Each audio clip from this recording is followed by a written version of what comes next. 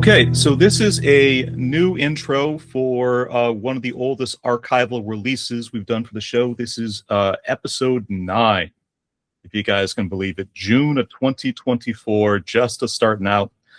This is sort of famed kind of Bollywood classic Sholay, directed by Ramesh Sippy. 1975, one of the highest grossing sort of Bollywood and Hindi language films just of all time. And memory serves, this was the first of the Asian cinema cycles that we did very early on the podcast. I think like the 3rd cycle overall. And Naveen, this one was your pick. Yeah, it sure was. I loved it as a kid. Did not really know what was going on because I did not know the language and there were no subtitles. But you had said in the record you had kind of figured out in context just watching as a kid what was going on. Yeah, and then some of the words that I could grasp because of listening to my parents, I could understand some of it. But not all of it. And then having a little bit of help from the parents and things. But yeah, you could pick up the context and things from what was going on and some of the clues from just knowing the Indian kind of Bollywood movies, how they go and things. Kind of like the structure a little bit. Yeah, sure. Exactly. This I think at 3 hours and 5 minutes is the longest movie I believe that we've covered on the podcast. And to my memory, I would call I would call Sholay one of the first real kind of happy surprises that we had on the show, because Eric, Andy, and myself, just having no experience from like our families, no kind of cultural context with these movies kind of growing up. I remember everybody having just like a pretty good time with this. But Andy, Eric, you want to kind of say anything on top of that? This movie is nuts. And it's definitely an investment, in time. You really do have to kind of commit yourself to it. But and if I remember correctly, the first couple of times I tried to watch it, I kept falling asleep. Sure. But that being said, I stuck with it and ended up really kind of enjoying it and being glad that I watched it. But yeah, it's freaking nuts. It's like 100 movies in one. Absolutely. And when it gets going, it really gets going. When you kind of get to like the big motorcycle song and the train shootout, and then particularly the prison Hitler warden, that was certainly like a moment. I think I kind of locked into this. But I totally forgot about that guy. Yeah. Eric, yeah, I remember this movie was really one for you. This I remember you sort of being like pretty delighted by it. Yeah, this one was for me, guys. Yeah. I didn't grow up with Giant Viru, but all the musical numbers, all written for me, all for my weird self. It's the best part of the movie is, like you mentioned, it's a mix of so many different things. You just get everything in this film.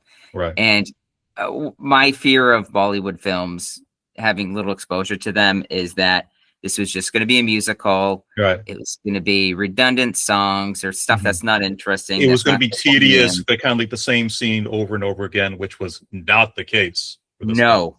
This thing kept. It's like, I don't know. It's a chameleon. It just kept changing its colors throughout, and it was fucking amazing movie. Yeah.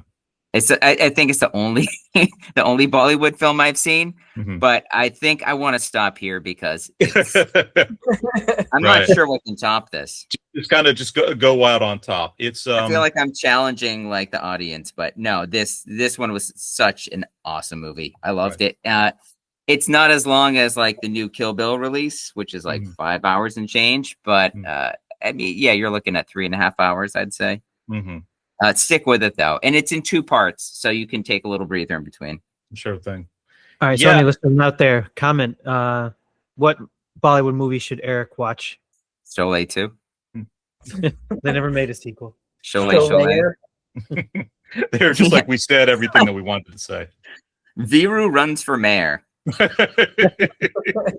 Yeah, God, just if you can say nothing else about sort of like just like the way like the podcast has broadened all our horizons, like this show got Eric excited about Bollywood and watching dog shows. So certainly like that's an accomplishment in and of itself. That is true. This I think this changed me for the better.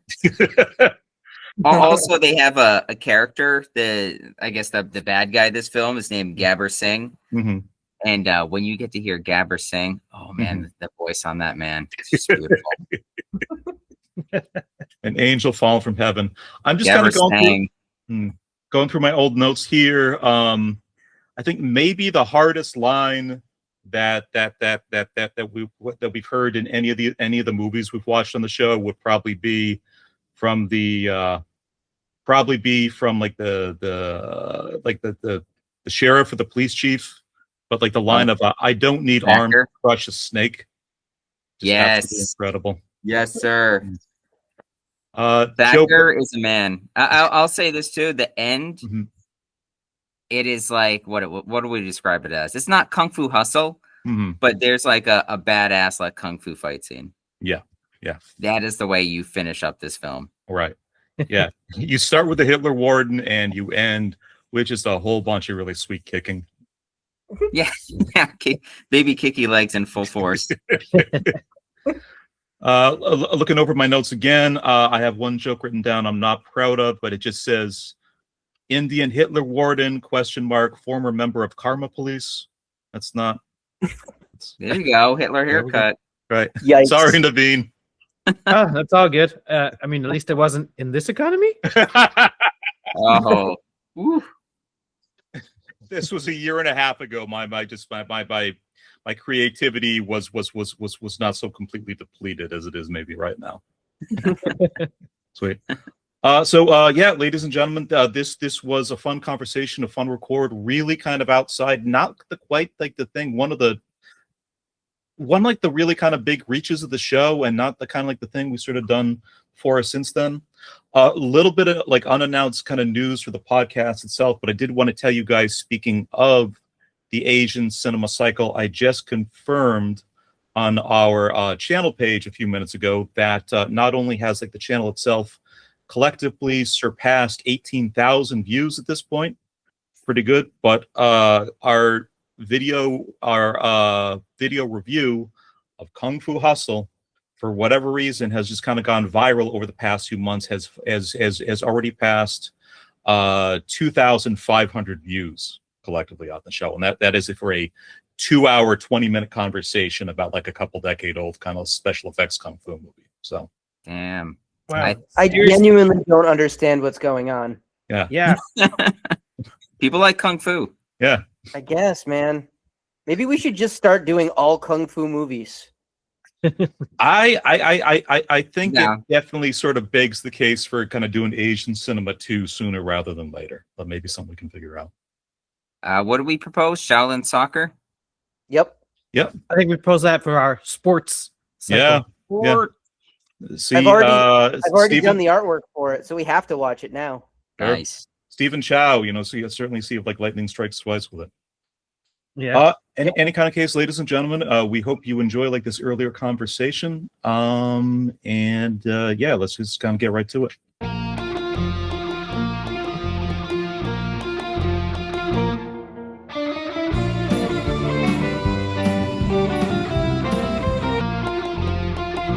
Gentlemen, welcome to episode 109.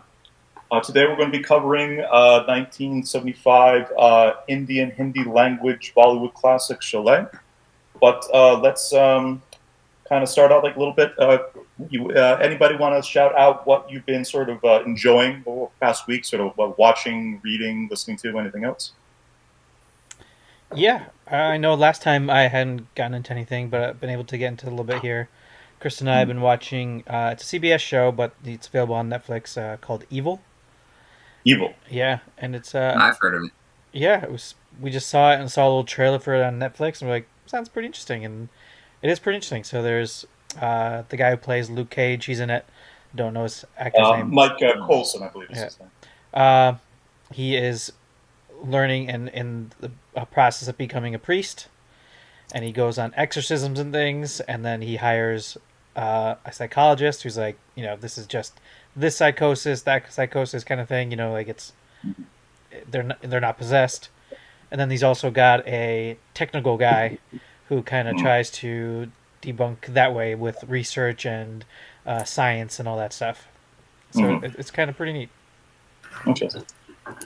Yeah. Yes. Andy, anything for you? Yeah, so this is a little dated, but I didn't get to mention it before, and I feel like I should for our listeners, quote unquote. I made my way through Blue Eye Samurai. Johnny, you and I talked about it a little bit. I watched it on your suggestion, and it was beautiful and excellent and stunning and everything I would ever want in an adult-themed cartoon type of thing. It's the animation is gorgeous, story is great, love the characters. Couldn't recommend it enough. So there's that.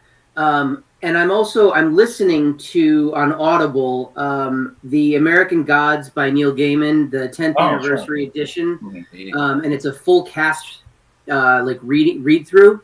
Same cast as the TV show they made a few years back. No, it's prior to that. It came out prior to that, and it's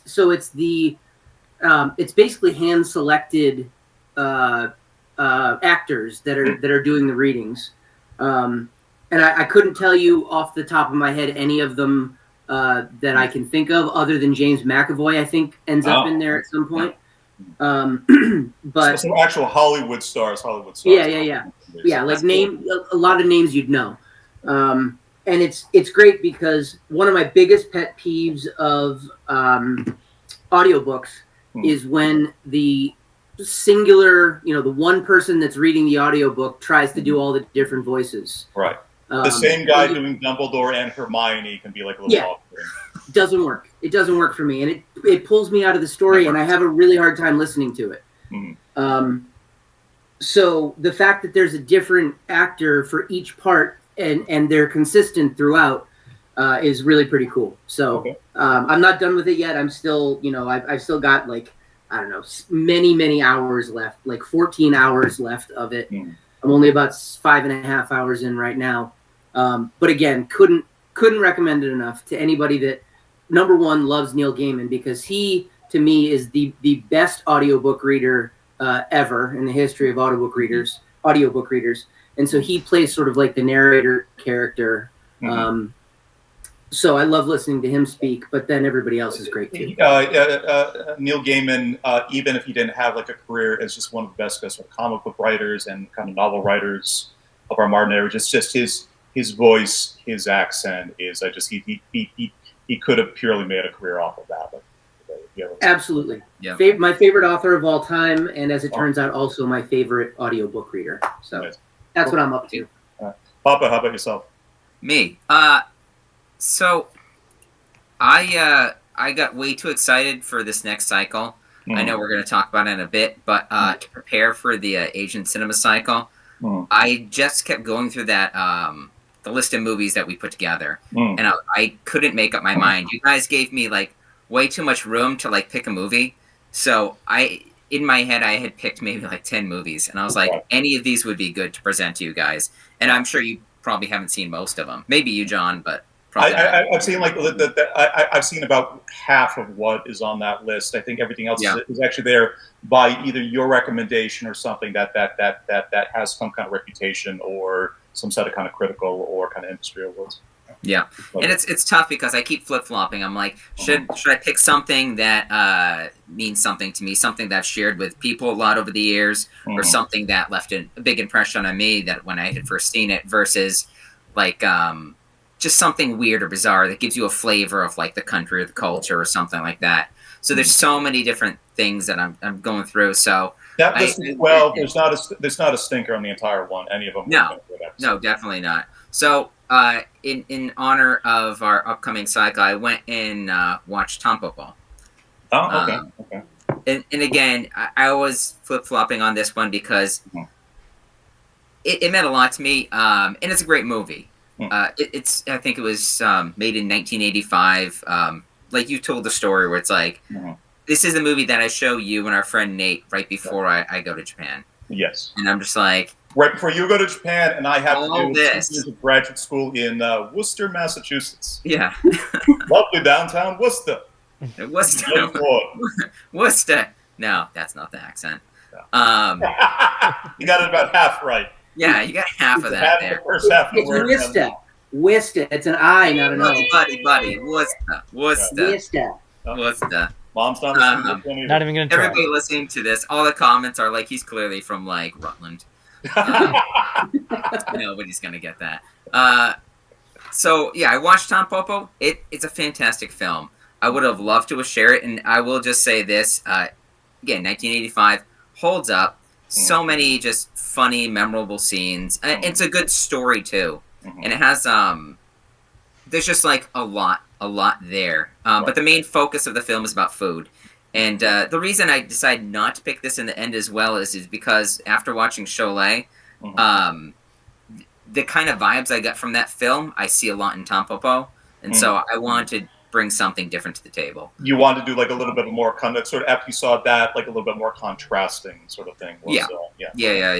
I saw you did have a pick on our episode schedule, so you want to do you want to talk about it now, or maybe like and I actually, this was a movie. I mean, I don't want to get into it too much. All I'm going to say is that the movie I ended up picking, called We Are Little Monsters, that was released in 2019. So it's a little more recent, but it was something that was in my queue for a while. And I've been meaning to watch it. It's an experience, so I'll save it for a couple weeks. Something else I got into, I just wanted to share quickly. Again, I watched this at like maybe 1 or 2 in the morning, and I regret it because it's not memorable and I didn't enjoy it. It was a documentary series on Netflix just posted last week called the 7M TikTok Cult. Okay. You guys hear about this? A bunch of like people that were trying to be dancers. They ended up. I think I've seen like pop-up ads with like some guy who was like some Christian cult leader or something like that, and he said he'd be their manager. This guy has tons of money, but again, he's been manipulating people for years, doing different like gimmicks and stuff like that, trying to convince people to do things using religion as his weapon. And so he ended up bringing a bunch of people from that show, So You Think You Can Dance, that was on Fox. He brought some of those people. He brought some just random people that are doing dances for TikToks or like ads on TV and stuff. And then he convinced them all, like, you need to, in order to, I guess, get the best out of your life, you need to kill your family. Not physically kill your family, but emotionally cut them off from you and eliminate them. So they pretty much... Yeah, it sounds out of context, but that's how he was saying. He's like, kill your family, and once they're gone, then you can live your life, and you do it in the honor of God. So you think you can brainwash? Yeah. Kind of the concept. Yeah. What was it actually called? It was called like the 7M TikTok Cult. It's so weird. I've never heard of it before, and I watched it. And the first episode was fine. Second episode was fine. The last one was just a fluff piece, and it was just... I should have just gone to bed by that point. Right. So interesting concept. Final impressions, don't watch it. I've saved you the trouble. Thank you. Got it. You're welcome. I do this for you. By the way, do you want to... can you dance at all? Just the robot. Sometimes. That's the pitch. Instead of mockumentaries, we still got a few months to figure that. Yeah. All right. So I'll just kind of shout out kind of what I've kind of watched recently. I've caught 2 movies in like the theater over the past week. One was a new kind of a indie horror film that was released by what's currently Shudder, but what was previously IFC Midnight, which is kind of like the independent film channel's kind of like a horror imprint. It's a really interesting kind of high budget, sort of low budget kind of high concept slasher movie, kind of set in the woods of Ontario. And the idea of it is kind of it inverts like kind of like the formula a bit. So it's the camera almost the entire time is directly behind the slasher villain, who's like this guy who kind of comes back from the dead because like his mother's locket was stolen, and the camera just kind of very slowly follows him through the woods as he's kind of stalking like these sexy teens. Interesting, just kind of neat concept, done in a really original way. Some good kills. I would strongly recommend it to Eric. I don't quite know about the two non-psycho hosts of like this show, but I think that like you might have dug it. But really the most fascinating thing, it has a couple truly original kills, and then it has one of the more interesting like final 10 minutes of horror movie I've ever seen. Ooh, nice. Is this the guy that wears like the burlap sack over his head? Correct. It's like kind of the thing. The mask he's wearing is sort of like it's an old school Canadian firefighter mask, basically, that he gets in the first. It's like Friday the 13th Part 2. He's got the sack on his head. It's like Friday the 13th Part 2, but kind of like done in the style of like those more new God of War games where they just like the camera just literally kind of follows just right behind Kratos. That's a cool idea. I'd be down for that. Did I miss the name? Did you say the name of it? In a Violent Nature. Violent Nature. Okay. And the other thing I caught, they were doing a $2 theater projection of Into the Spider-Verse down the street. Sweet. Across the Spider-Verse, it's hard to quite call it my favorite movie of all time. It's absolute top 3. I saw Across the Spider-Verse 4 times in the theater last year, and a 5th time this year. Into the Spider-Verse, I only caught it like the last week was in theaters. I only had a chance to kind of see it once, so I just kind of popped in for that. Kind of, it was just as amazing of a film as I remember. I think just Across the Spider-Verse is still kind of better and kind of small in ways, but it was just for $2, it was a good way to kind of kill it. So. I never went back and rewatched it. By the way, I went straight into Across the Spider-Verse because I'm like I can put together in my brain kind of what happened in the previous one. Sure.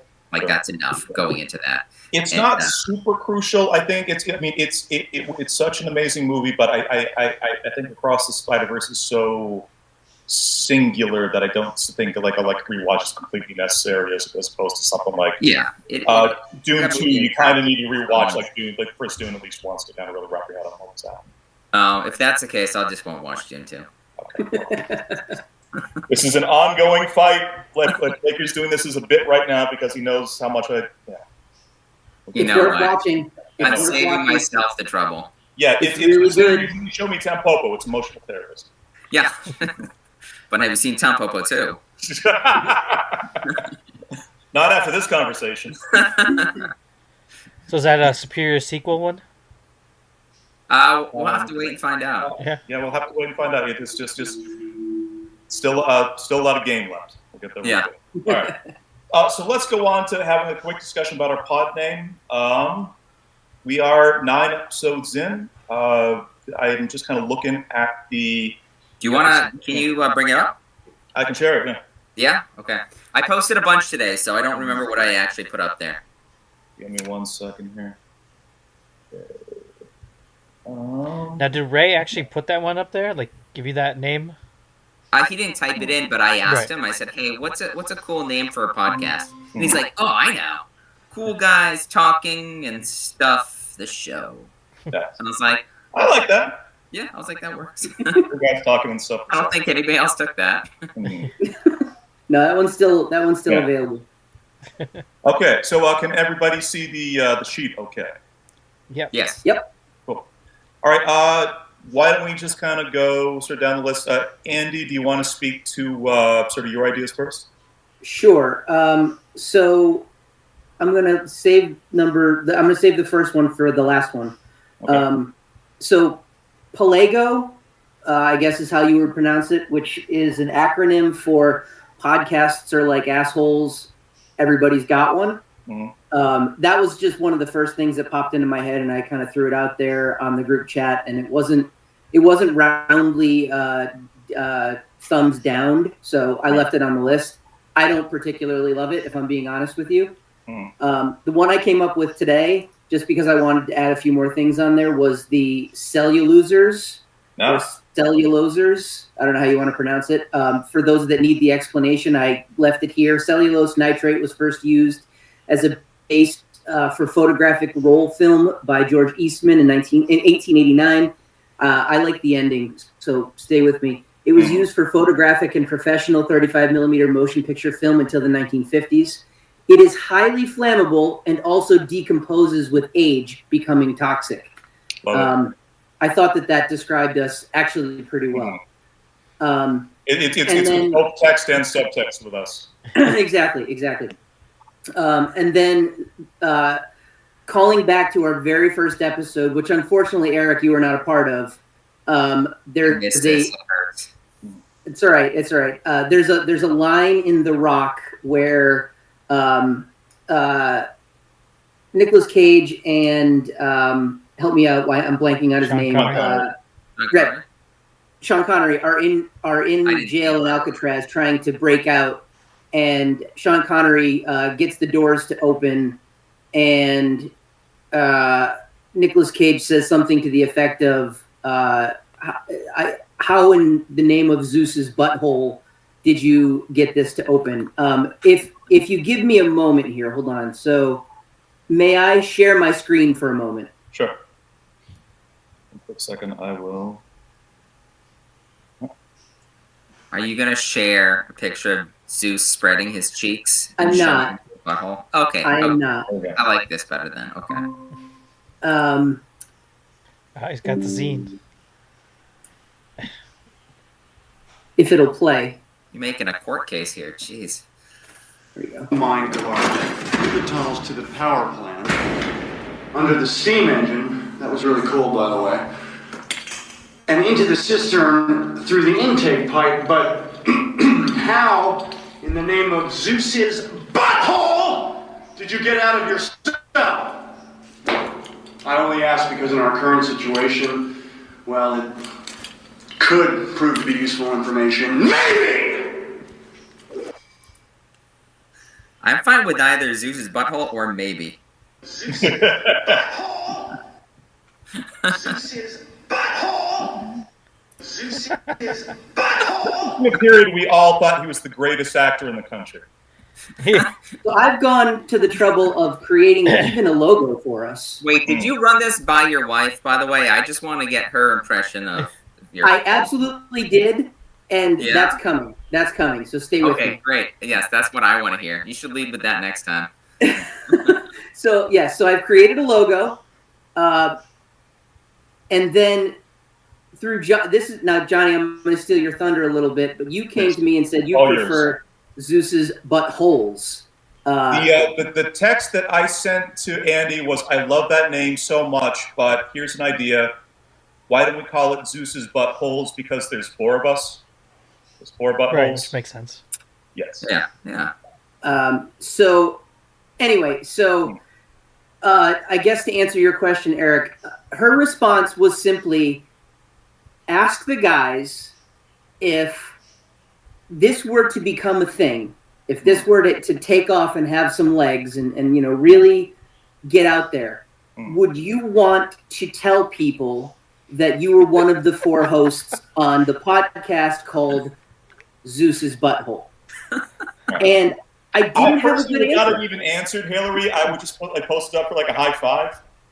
I didn't have a good answer. I really didn't. I feel like it could be one of those things where, if this takes off 3, 4, 5 years down the line, we're really regretting the name. But who knows? So anyway, that's what I got. Do you want me to reshare the? Yeah, please. Yeah, go for it. I was going to say, at the beginning of every episode, we're going to be like, and presenting Zeus's buttholes. Yeah. And then we go around the room, Right. being each of the buttholes. Okay.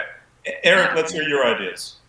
All right. I try to come up with stuff that try to align with a theme which we don't have at this point. I mean, we have a loose theme, but this is the thing that made it so difficult. I remember proposing something at the beginning where we'd have a cycle. We'd have like 4 movies and then maybe have them kind of compete against each other to pick which is the best one. So I had my original name, which I didn't put up here, was Final Round Fight. Mm. And I thought it was cool and like edgy. And then I couldn't find a podcast with that name, but I did find like this like underground like rock band that it was called Final Round Fight. So I was like, oh, cool, we can get in touch with them. They could like come up with a theme for us or something like that. But yeah, I was just kind of like, I don't know what the theme is, so I'll just drop it. I'm just going to kind of jump around through my list. The one I came up with today I thought was fun was Cinema Suicide Squad. Again, it takes from Suicide Squad, but I mean, how many movies have we talked about where it's kind of like it's a cult classic or it's something that maybe makes sense to like the director, but people around them are kind of like, I don't think it's going to work, and then it ends up being a success. Nobody got it. Nobody got it at the time, or it took a long time for people to figure out. Exactly. So like a movie I was thinking of is like Princess Bride. Nobody wanted to touch this. Everybody loves the book, but nobody wanted to touch the script or create the movie because they're like, you can't do that. And so when they're making it, Rob Reiner made it. It's kind of like people are like, yeah, he's a great director. You know, he did Stand By Me.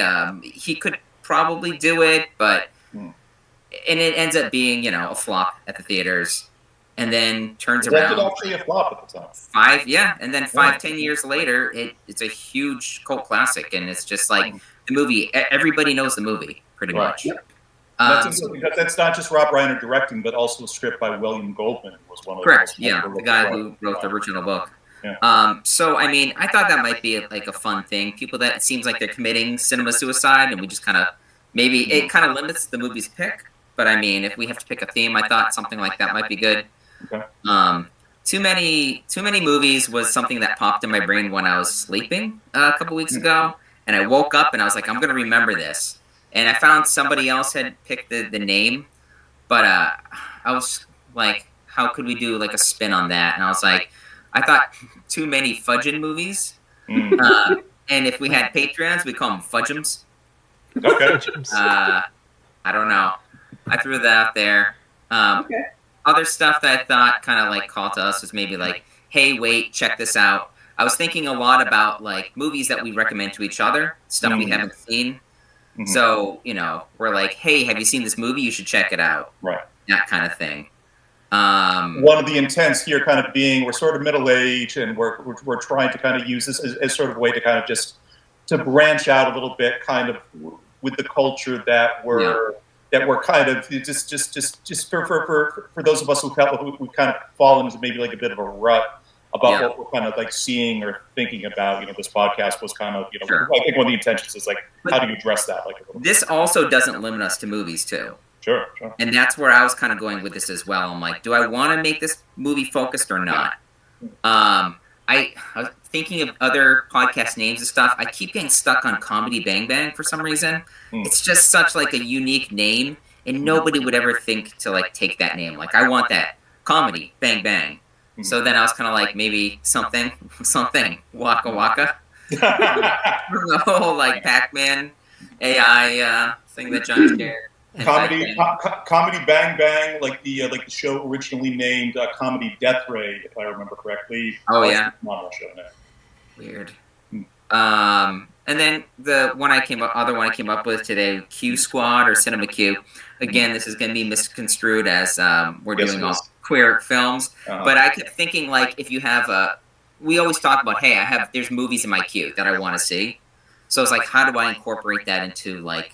And that, again, could apply to anything as well. Whatever queue you have of, you know, games, TV, music, anything. So I put that there, but then I instantly backtracked. Right. But you spell out the word queue. You spell out the word queue and remove some amount of the ambiguity there.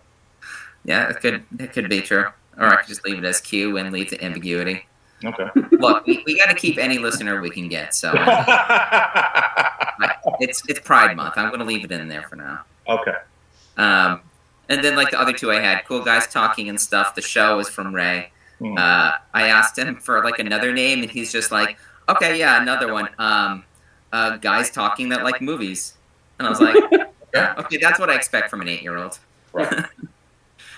Mid-40s movie revival was like the first one I came up with, and I thought that was fun.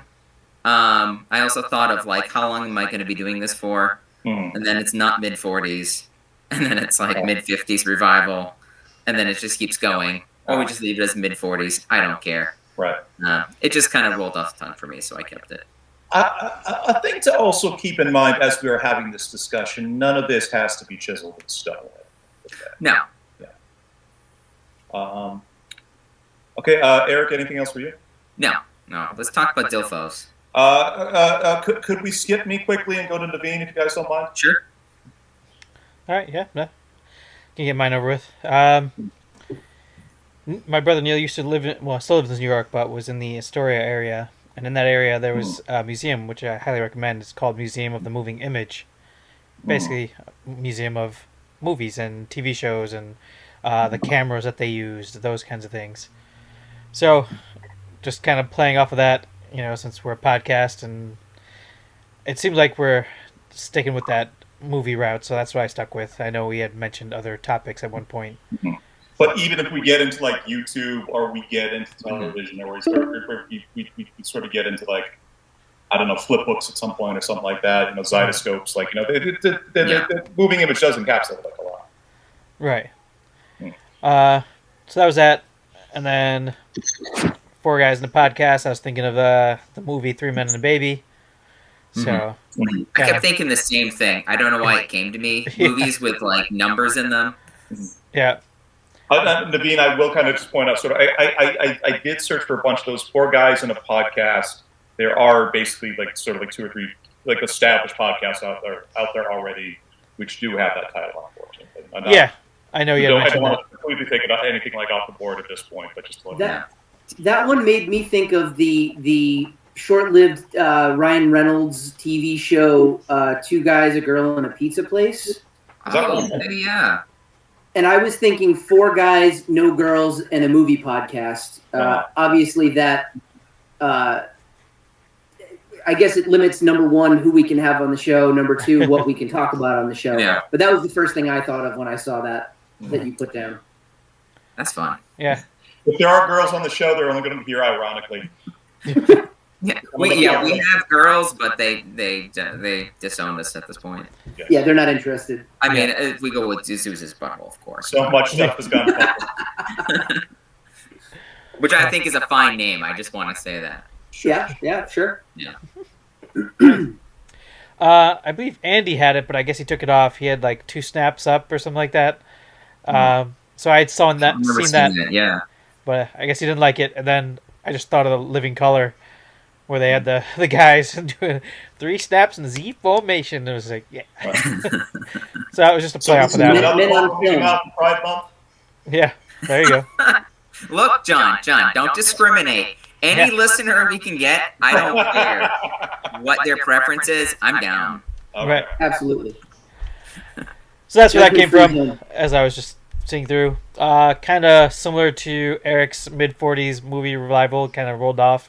That's where 80s Babies comes from. It's just, just kind of rolled off. It felt like it just moved. So that was it.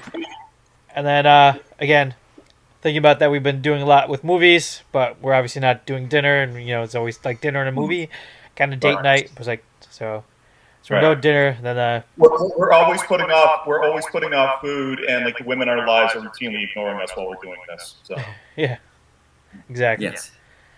And then Movie Schmucks just came. I think I did it like 20 minutes ago. Just that's about it. I mean, I think it's self-explanatory. Eric, going back to you real quickly, what would you say is your favorite of your suggestions here? Favorite of my suggestions? Yeah. Don't quite have one. That's fine. Let me see. I don't know. I don't know if there's one that calls me the most. I like the one by Ray. I thought that was fun. I also like Cinema Suicide Squad. I thought that would maybe call to people. They kind of take a chance on it and say, like, oh, Suicide Squad, maybe these people are like nerds. And then they'd watch, our pod and say, oh, they are nerds. Definitely nerds. They'd stick around. Yeah. I'll be honest. Of yours, that was the one that jumped out at me the most too. That was the one that I think was the catchiest and had the most interesting potential to it. I liked that one. Cool. I agree with both of you. So, and Naveen, what would you say out of your set is your favorite? They're all mediocre, but I guess maybe Podcast of the Moving Image. That was probably my possibly best one. I feel like there's something there. It is interesting. Yeah. Okay, I'm gonna stop sharing at this point. For mine, I had Dilfo's, Dads I'd Like to Figure Out, and Synopsis in Brief. Neither ones I think are great. I really, really loved Andy's idea for Zeus's buttholes, and I was texting with him like a bit the other day, and I had like an idea for it. If it did become our name, if it did become like a thing that we used to kind of like establish our show, I was thinking to myself, what might be useful for the podcast is a name that's not only just kind of just catchy and memorable, but also can be sort of kind of eye-catching and sort of versatile across different social media platforms, right? Like the different places that we would want to maybe potentially kind of post or advertise to get people interested in the show. So along those lines, I made a list of kind of current social media platforms that are out there. And I spent some time thinking about how would we work the name Zeus's Buttholes into the different platforms. So I want to read you guys my list like real quick here. All right, so here we go. Instagram, look at these buttholes. Facebook, only buttholes of a certain age will remember. YouTube, this is my favorite weeknight butthole. Twitter, hashtag buttholes, hashtag put it on Patreon, hashtag blue cheese. Truth Social. Wait. Hashtag Pride Month. Gotta get those clicks. Truth Social. Fake buttholes. Alt Truth Social. Because the buttholes are rigged. Tinder. Swipe left for buttholes. Grindr. Buttholes in your area. Truth Social second alt. A perfectly fine butthole. IMDb. How in Zeus's butthole. ChristianMingle.com. How in Zeus's holy butthole. AncientRomanMingle.com. How in Jupiter's butthole. God of War fan Wikipedia. Zeus. That one calls it Eric. Truth Social. Third alt. 34 non-guilty buttholes. Reddit. Downvote these buttholes. Reddit alt. Upvote these buttholes. MySpace. Top 8 buttholes. And finally TikTok.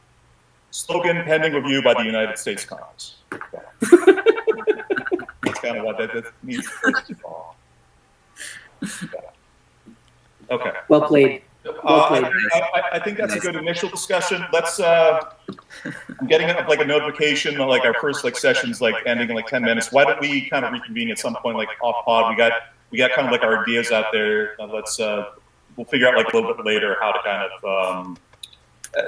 of narrow things down. Sound good? Sure. Sounds good. Yeah. All right, 1975 Indian Hindi Bollywood classic Sholay. Synopsis in brief. Olay. Facing a hostile, high-stakes situation, local law enforcement refuses to lend a hand. Oh, Yeah. a thinker. Yeah. That's about right. That's about right. I know. Yeah. We did learn some arguments here. Pete. I was gonna say, yeah, it's usually something like way out there, but yeah, it's pretty spot on. Yeah. Sholay is an action adventure film directed by Ramesh Sippy, produced by G.P. Sippy, distributed by Sippy Films, catering and beverages by, it says here, Sippy Cup. Naveen, cut that out. Cut that out. We shouldn't be talking like that during Pride Month. No. Widely considered one of the greatest and most influential Indian films of all time, as well as one of the most commercially successful. Sholay had a theatrical run of 286 weeks. That's astounding to me for a 3-hour plus movie, playing for over 5 consecutive years at the Minerva Theatre in Bombay. It is estimated that the film drew a total audience of 250 million in its first decade of release. Sholay was the highest earning film in India from its release through 1994. And Hindu magazine in 2014 said that the inflation-adjusted gross of Sholay was estimated at over 15 billion rupees for its overall run. Despite this, the film remains a relative unknown to outside audiences, although, interestingly, it was a big hit in the 70s in the Soviet Union. Film critic Danny Bowes writes on its recent anniversary, quote, Sholay, by many reckonings the most popular film in the history of India, turned 40 on August 15th. But due to extremely inefficient cultural osmosis, it remains an unknown quantity to Western filmgoers. For fans of Bollywood cinema, though, Sholay is like the sun. It seems as though it has always been in the sky, outshining the other fainter stars. Wow. David, why'd you pick this one? I picked it because I was going through your list that you had sent out, and there was a lot of good ones. And I did notice the India one, and I watched the trailer for that one. I hadn't seen RRR, but my thought when I was watching that trailer was just like, it looks interesting, looks pretty neat, but it also looks very westernized. Sure. A lot of the same kind of stuff that's here, and there's been a lot of movies in recent years.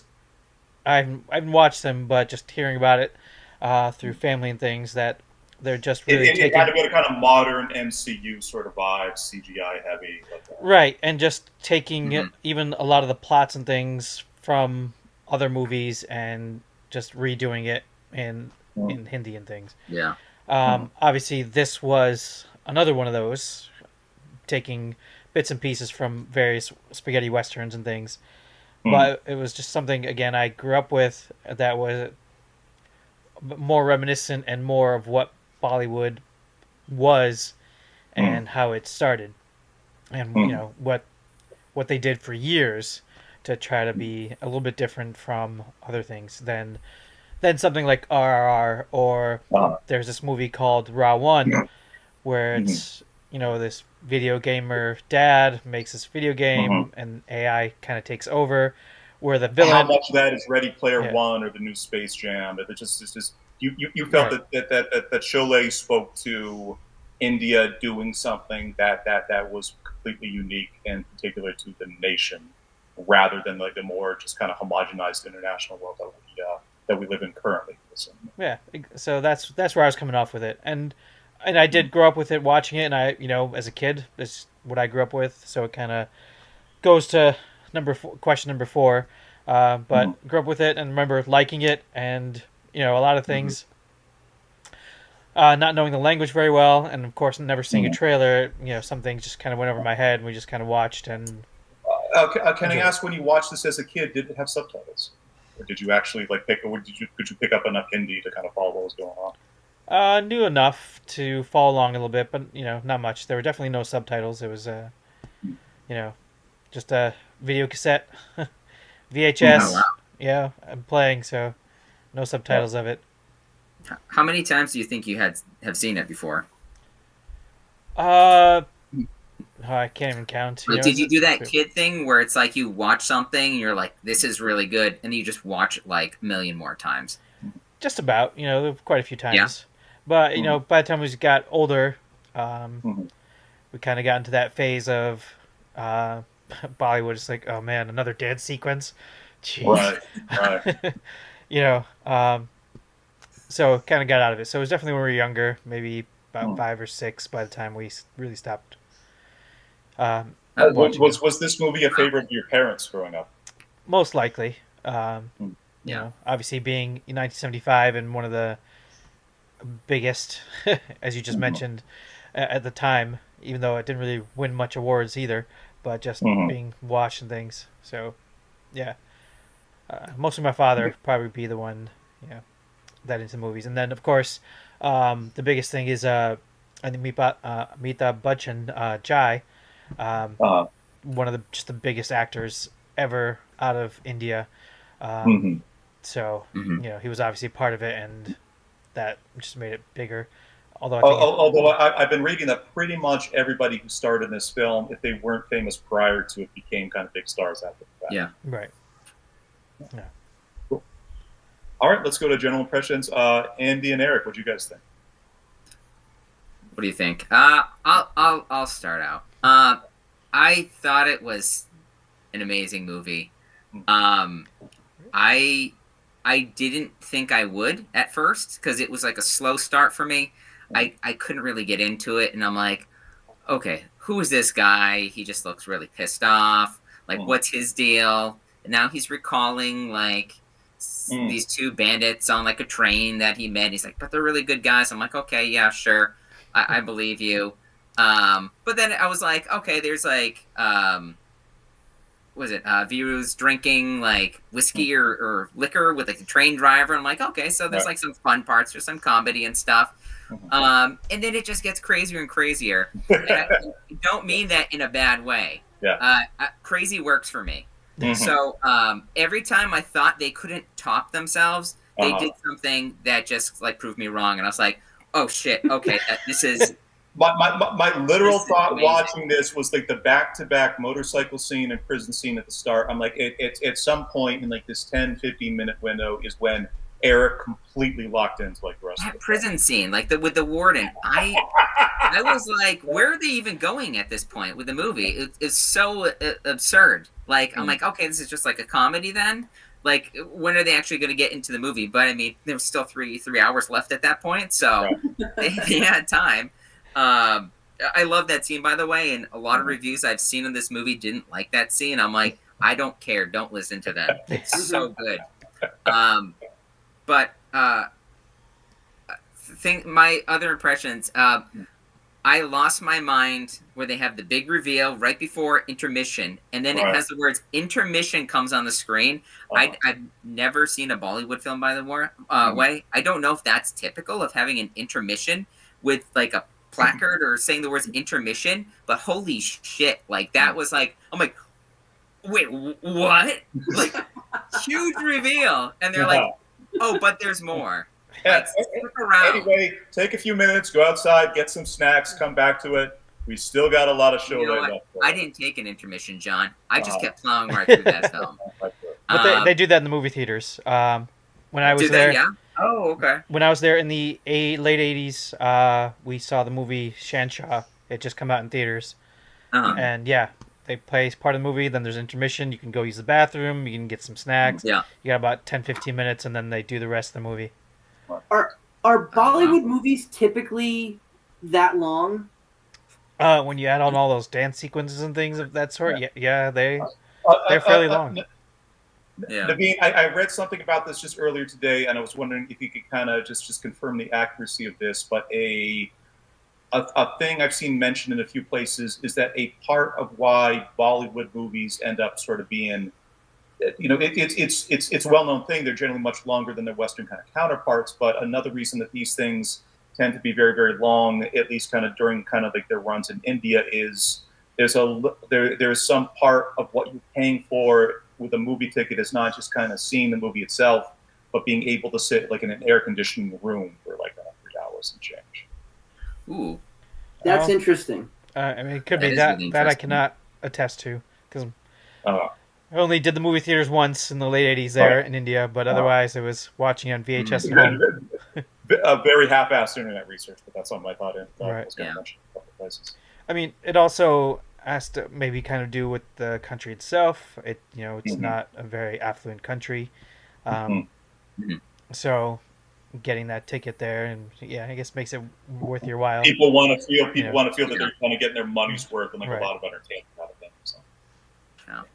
Andy, what did you think? Oh, I was going to say just quickly. I honestly love the cheesy shootouts. I love the dance sequences, the musical numbers, the humor, the romance. I could see myself watching this movie again. I don't know how. It's 3.5 hours, but I could definitely rewatch parts. I showed my son Caleb the musical number when Viru goes after Basanti when she hops on the horse and then she takes off and then he's pursuing her and then she's like, "Oh, where is he?" And then he just kind of pops up like a fucking gremlin underneath and he's just like, He's not using his hands to hold on to the carriage. He's just using his legs. That's amazing. And we're laughing because Caleb's like, "Oh, that's stupid." And then I'm like, "Wait for it." And then he sees Viru fall off, and then he gets on the bike. And I'm like, "No, wait for it." And then she just kind of is like, and she looks over, and he's bicycling backwards next to her. And I was just like, "There it is." Right. This is another advantage, I think, of like watching a movie from 1975, and this is what really kind of struck me during the train heist scene, is that when you're seeing these people kind of jumping on and off a moving train, or when you're seeing a guy fall 7-8 feet off of a horse into a river, there's no CGI, there's no particularly elaborate stunt work there. They're just doing all that shit, and there's an immediate physical thing to it. Right. Well, and one. This is a little different, and I don't know if that helped the movie become famous or bigger. Probably not. But usually the dance sequences, they're just sporadically, spontaneously changing outfits and scenery in the middle of dance sequences. That happens quite often. Yeah. But this kept it consistent, where they're just in the same clothing and then the same scenery. The dance sequences happen within the same reality as everything else. Right. Okay, there's a specific name for that. Dude, I meant to start my response up, by the way, with a musical number, so...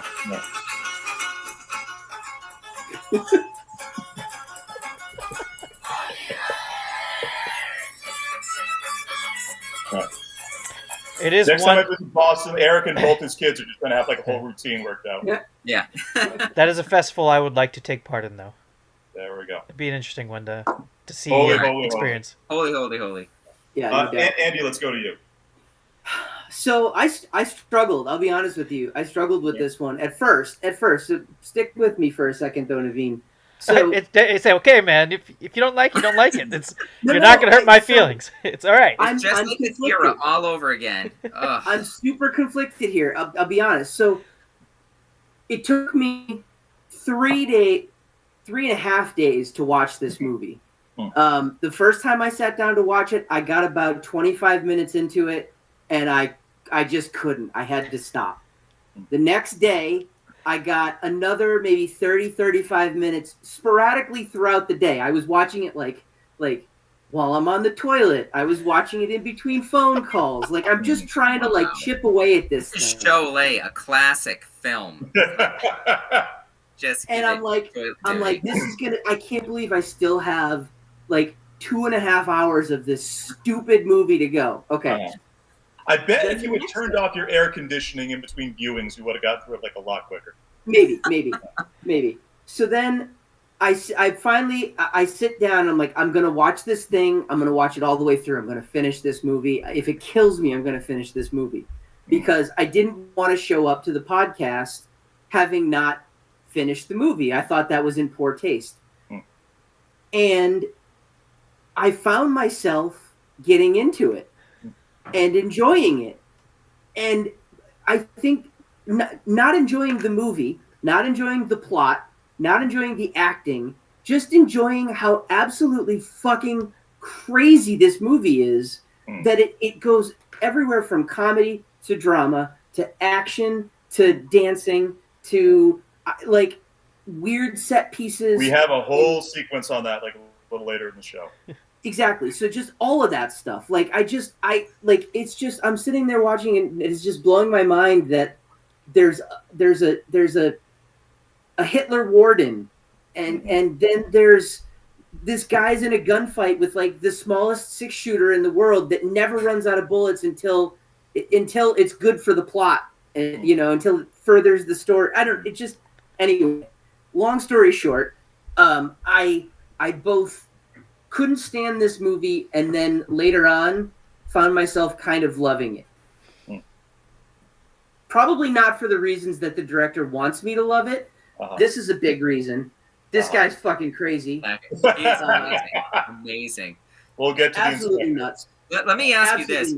I was laughing at scenes I probably shouldn't have even laughed at. It was totally inappropriate, but it was the same thing where I'm kind of like, I'm not laughing at this because I'm making fun of it. I'm laughing at it because it's a slightly dated movie, Right. But some of the stuff is just comical in its nature. Like you It can't goes do anything so about it, but it big doesn't mean and it's bad. so It's just emotional and so dramatic, even like what should be the most serious parts. you get so invested in it, and you just like Yeah. go along with it.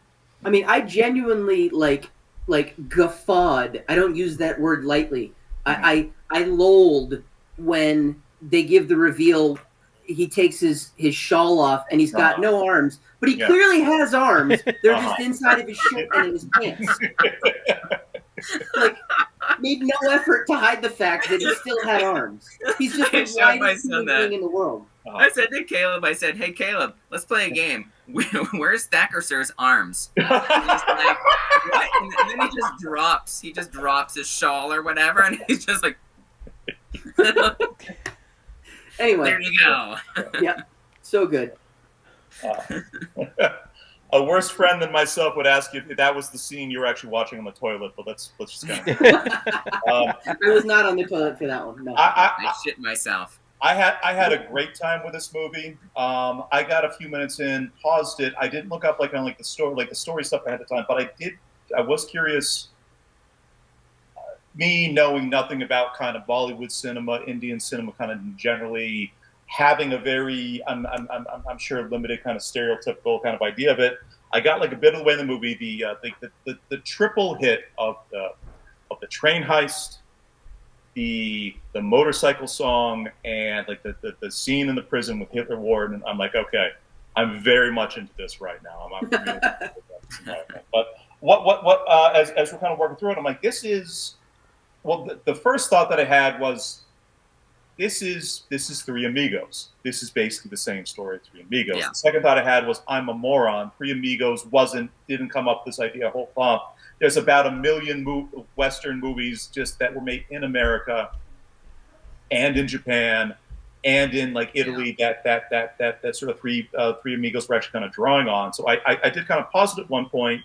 Spend some time just checking out the influences of the two big things that kind of cite were Sergio Leone and kind of like his kind of great sort of spaghetti westerns, and also Kurosawa and like the Seven Samurai, which is basically just kind of medieval kind of Japanese version of this film. I got like especially hyped on the movie then because I'm oh shit, they are taking classic international westerns and just kind of doing something like that. Full disclosure, I love the first half front to back. It dragged a little bit for me in the second half when they kind of hit the multi-genre sort of Masala cinema thing. They were doing a bit more. Things would pause for kind of melodramatic scenes. Guru and Jai kind of just wooing the women of the village. Some like a couple of dance routines. I kind of turned the volume down while I was kind of sort of making dinner, or I kind of just jumped a couple parts in like that first half. But for me, like the thing, it wasn't disinterested in movies. Like I want to get back to the Western stuff. I want to see sort of the just how this sort of story and kind of like everything that they sort of sets up actually like resolve itself. Again. Still probably put about kind of 2.5 kind of total hours into watching this movie. Was thoroughly entertained the entire time. So I know the scene that brought John back in. It was probably when they started singing the song "Mebuba Mebuba." And John's like, "All right, there's boobs. I'll watch." Okay. It's a thing that I did kind of shout out at the text. I did watch the dance scene where Basanti is basically kind of dancing to kind of keep like the bandits from kind of killing Guru, and it's a beautifully shot scene. It's emotional, but at the same time, I'm sitting there like, she was dancing for kind of 4 or 5 minutes there. Like there's a human life. I didn't have like the most noble thoughts. I was like, that's so innocent. He's just like, dance for me, and I'm just like, if I was a bandit and I was going to be killing both of them anyways, that's the last thing I would be doing. Dance for me. I'm like, okay, it's like a metaphorically. I don't know. What would you actually do in that situation? Just hand him like a Hitler mustache? I was like, wait around for a little bit. I was like, no. You sit down. You're gonna play Splendor with me for the next 6 hours, and then when we're done, then I'll take a nap. That's like what happened when you and Nate came to visit last summer. Yeah, pretty much. Okay. You know what? I like that. Splendor's emotional terrorism. Game. I keep calling it back over and over. Great game. I thought you were gonna work on the thing and figure that one out. The thing game. The thing game. That's It's just waiting. It's still sitting there right now. I got to sit down and figure out that game. All right, cool. Let's move on a bit. So like a little kind of background, kind of like a just very commonly sort of known statistic. India has for decades consistently had one of the world's largest film industries by total production, with between 1,500 to 2,000 films made annually in the country in over like 20 languages. The largest of these markets are Hindi language films produced in Mumbai, which is often referred to as Bollywood. This is a play on Mumbai's original name, Bombay. So the first prompt that Naveen kind of wrote for the group, did anyone, so let's do like a slightly kind of different question, Naveen, but generally, did anyone have kind of prior knowledge or relationship with Bollywood or other Indian films? Naveen, let me kind of shoot this to you first. Like, what other sort of like big ones was this a thing that you just guys watched a lot as a kid, or is it more just kind of like, or just kind of Sholay and just like one or two of like other big ones? I mean, Sholay was a big one, but it was definitely one we watched a lot. And then Shanshaw came out. We loved that one. Anything again? We just had gotten into movies with Amitabh Bachchan because he was the it guy. And his movies were great in things. There's movies like Bobby. I can't remember them all, but there's that was basically the biggest ones we would always watch. Would be anything with him in it. Okay. Yeah. Could you put an analog between him and any sort of kind of current or previous like American Hollywood story? Hollywood movies? I was trying to think of some, and I couldn't really come up. I mean, Tom Hanks comes up as a big one because he is a pretty great actor, but I don't recall him doing many action films. Whereas, Bollywood is like you've got to do the action part, and it's got the musical part, and it's got the dramatic part, bit of everything. All in each movie. But I'm sure there are, but I didn't spend a lot of time thinking about it. But again, Tom Hanks was one of the biggest ones that really come to mind. That's just being an awesome actor and well-rounded. I mean, Steve Martin as well, I think, is just a really pretty impressive actor. But again, guys that didn't really get into the action world either. So that's where I was having the biggest trouble. About Harrison Ford. When I thought about this, I was thinking of like, what would I have watched at that age? And it would have been like Indiana Jones or something like that. Sure. But then, Harrison Ford went on to go on to do all different kinds of films. He does a lot of action ones, but not necessarily a comedy star or like a kind of a light sort of family. Sure, there's a movie with him and like a chimpanzee or something that came out of something. Right. He did do one with a dog. He did do it with a dog recently. Oh, yeah. You're right. I didn't watch it. I don't know if that's supposed to be comedy. He also did like start with Shia LaBeouf in that one movie, but like nobody really talks about it. That's basically like a chimpanzee. Yeah. Naveen, how big of a star was he? I mean, like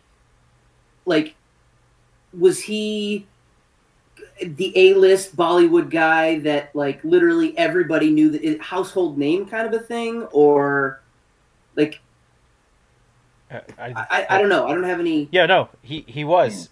He became really the guy, is what I had mentioned before, like household name, everything. I mean, there was even, maybe 10 years ago, there was a movie called Jhoom, Jhoom, and I bring that up because he's in it, but they only brought him in it for like this musical scene, and he's not even an integral part of the rest of the movie. So it was like, all right, let's get this guy in. We got to get this guy in here. Yeah. He had one of these kind of end credits where we bring him in for something small, just kind of get people's attention. Is he in his 60s now, or? He's got to be older than that. I didn't check how old he is or anything. Yeah. But definitely on the older side, and so definitely a big, huge household name, and from what I hear as well with the Bollywood scene, it is quite mafia-esque run. So, to get into it, you get into it, and then, you're kind of in it, and if you're one of the big actors, you're going to be one of the big actors. The latest one, I would say, again, I haven't been keeping up with it too much, but Shah Rukh Khan is one of the biggest ones now as Amitabh Bachchan gets older and does less acting, and got to bring in the younger crew. He's 81. 81. Wow. Okay. 81. Still could probably ride that bicycle backwards though. Okay. I'll just kind of shout out. So I kind of very briefly sort of mentioned earlier, but my family was was pretty kind of passionate sort of movie watching family. My father kind of in the 80s had an off-season job at like a local video store in Canton, just because like a buddy of his worked here, and he was just kind of obsessed with kind of watching films. We had the Leonard, kind of growing up, we had like the Leonard Maltin guide sort of lying around. And then when I became a teenager, I became sort of really obsessed with kind of reading Roger Ebert's kind of reviews of films as they come up, because that's why I always kind of shout him at the start of like a lot of these podcasts, because he was such like a phenomenal reader. We never watched any Bollywood films. That in my family, there was never even a conversation about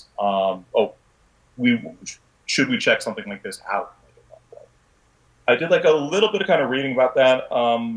This is I don't think for my family it's untypical of like a lot of like American kind of just white American families, that it's just not it's not the part of the world where you just sort of get like a lot of kind of exposure to like their cinema.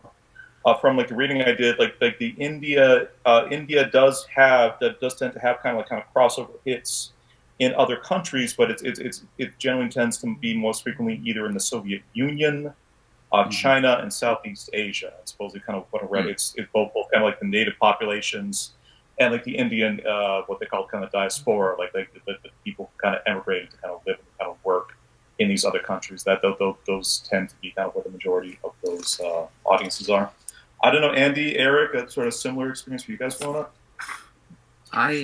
No. Go ahead, Eric. Yeah, I was going to say, I never, this is the first Indian movie I've ever seen, ever. I mean, I've listened to music on YouTube and stuff like that. A lot of things that sound great. I think that's kind of what draw me to the music a lot, like music scenes in this film. They're just really catchy. The one thing I noticed a lot, being able to see a translation of them while I'm listening to the music, they repeat a lot of the same lyrics over and over, which got kind of annoying. But if you don't focus on that and you listen to the song itself, it's pretty enjoyable. But yeah, I mean, I don't even remember going to like a video rental store and even having like a Bollywood section or anything like that. It just wasn't an option. Even Asian cinema in general, I don't remember anybody ever saying like, "Oh, hey, check out this Korean movie. It's amazing." Right. At least until late high school, college, that began to kind of creep in like a little bit more. But even then, it was the specialty video stores that you had to go to. You had to go to Starship. You had to go to like the indie places kind of outside of UMass. It always had to be something that you needed to seek out. Yeah, no, agreed. Yeah, I've never seen a Bollywood movie up until I did some research after watching this movie. I didn't even realize I always thought Bollywood was a genre of Indian film. I didn't realize it was the entirety of Indian film making. It's the Hindi Bollywood is the Hindi language Bombay produced subset of Indian film, which is the largest in the country, but this is also a country that creates so many movies because there's 20 different languages for the audiences that they have to right. Okay. I just never realized that it was like an overarching umbrella of even a subset of Indian film. I just thought it was a genre in the same way that, comedy is a genre or whatever, that had, I thought it was bright outfits and dancing and singing and crazy set pieces and all that kind of stuff. Had no idea anything about it. So it was kind of a fun watch in that way. I didn't know what to expect. Going in for me, even though Naveen told us it was literally a curry Western, I was actually surprised when it turned out to be like sort of like a legitimate kind of like Western story. I feel like, it's just every once in a while I hear about some kind of crossover kind of film, like RRR is a big recent one, but kind of growing up like Monsoon Wedding, or this kind of romantic kind of musical comedy from like the late 90s called DDLJ, or there's series of movies about kind of like this robot superhero called Theron that I feel like I sort of read about like a few years ago, and sort of briefly Slumdog Millionaire made movies coming from this part of the world, but that was a Danny Boyle director. I was gonna say, yeah, it's not. He was inspired by a lot of the filmmaking and screenwriting, particularly from like the early kind of 70s Indian stuff. But it's the critic quote that I led with at the top that just cultural osmosis just hasn't particularly happened with that. And that's after kind of watching and really enjoying this film, I think that's kind of unfortunate. Yeah, that's the one thing that hit me the most is just like I really enjoyed this film, and I feel like being like 43 and being the first Bollywood film I've ever seen. Right. Like how many movies have I missed? Oh. Like potentially amazing movies that I've missed all this time. I mean, even like movies in America, there's tons of stuff that I don't have time to see. Wow. But I mean, I'm sure there's also loads of great, Bollywood films that I would have loved that I wish I had been exposed to. So I'm glad I was, not forced to watch this because I did enjoy it. So, I mean, it was partly my decision, but given this opportunity to really, watch it's not something you would have like that you would have looked for yourself. Yeah, I would not seek this out. If somebody said, Indian coworker of mine's like, hey, check this movie. It's amazing. It's about friendship. And I'm like, okay, no, right there. No, I'm done. We're good. There's music. Yeah, I'm sure there is. Yeah, I'm sure it's great. But this coworker clearly doesn't know you, by the way. Yeah, I know. Look, I don't have friends, okay? Turn around, sit back down at your desk. I have a podcast, best case scenario. Yeah. Showdown. Right. Let's move on. Mother Thakur. So for Naveen's second prompt, he writes, were there any surprises or was this a predictable storyline? Let me... you. Who wants to speak first? Can we call these out because there's so many? So I think somebody should just start at the beginning, and then we'll just work our way up, and then just kind of like outdo each other. Because that's where it kind of goes. Okay. So I'm gonna say the overarching plot, the very overarching plot was predictable, but the individual like set pieces were not predictable at all. I mean, I made a list of a few of them. The motorcycle musical number, just I had no idea that was coming and was thrown for a loop. In honor of Pride Month, that's why I skipped over all the scenes where the guys are actually talking to women, because the movie shows you where its heart lies just right at the start, Oh my God! I don't. These how guys. Are you going to build on that? 1975 Me Too movement didn't exist yet. Viru, he was so handsy. It was, I was like, oh, is this what Bollywood films are? I've been missing out this whole time. I'm totally down for this. The Holy Festival scene prior to all the mayhem that ensues was delightful. Right. There were a bunch of for me the action scene in the aftermath of the wreckage of the Holy Festival was also incredible, because like all the boxes of dye tipped over and everybody just kind of being sort of go enduring this terrible violence, but also kind of smeared and kind of pigmented rainbows at the same time. Yep. I mean, there were darker scenes that were so thematically different from the rest of the movie, like when Thakur's family is just massacred, and then that was and then they're there at this underneath the sheets, and the wind blows the sheets off. Yeah. Like that whole thing was super dark and different. The Hitler warden was ridiculous. The Thakur, as I had mentioned before, the Thakur's arm or armless reveal is fucking bananas. It's just so that stuff not predictable at all. Not at all. Papa, what do you think? I have a list. I was really hoping that's where this was going. But here's my list, right? I was very vocal watching this movie. I kept I was no, don't go in there. The scene, don't do it. The scene where Thacker's don't go hit unarmed. Yeah, they go back into where's his arms, son? Here they are. the scene where Thacker's like, "Oh, let me tell you a story about why I can't, chase down Gabber, sing and kill him," and then he goes into that backstory, and I'm kind of like, half invested at that point. So I'm kind of like, okay, yeah, he's going after him, yeah. And then when he gets him, Thacker finally gets Gabber, puts his arm around him, and he's just like, this isn't an arm. This isn't an arm. It's a noose. I was like, son of a bitch, this guy. And then when they go back later and they explain how he lost the arms, and then Gabber is just like, you know what? This is a noose, right? I'm going to loosen this noose. I was like, don't do it. Don't do it. And then they do the reveal, and I was like, I kind of suspected something was going on there. Like he was going to have like nubs or something. It starts so quietly compared to where Oh it my ends. God. Yeah. Oh my God. That noose, he just cut that noose up into pieces and just threw it in the wind. Right.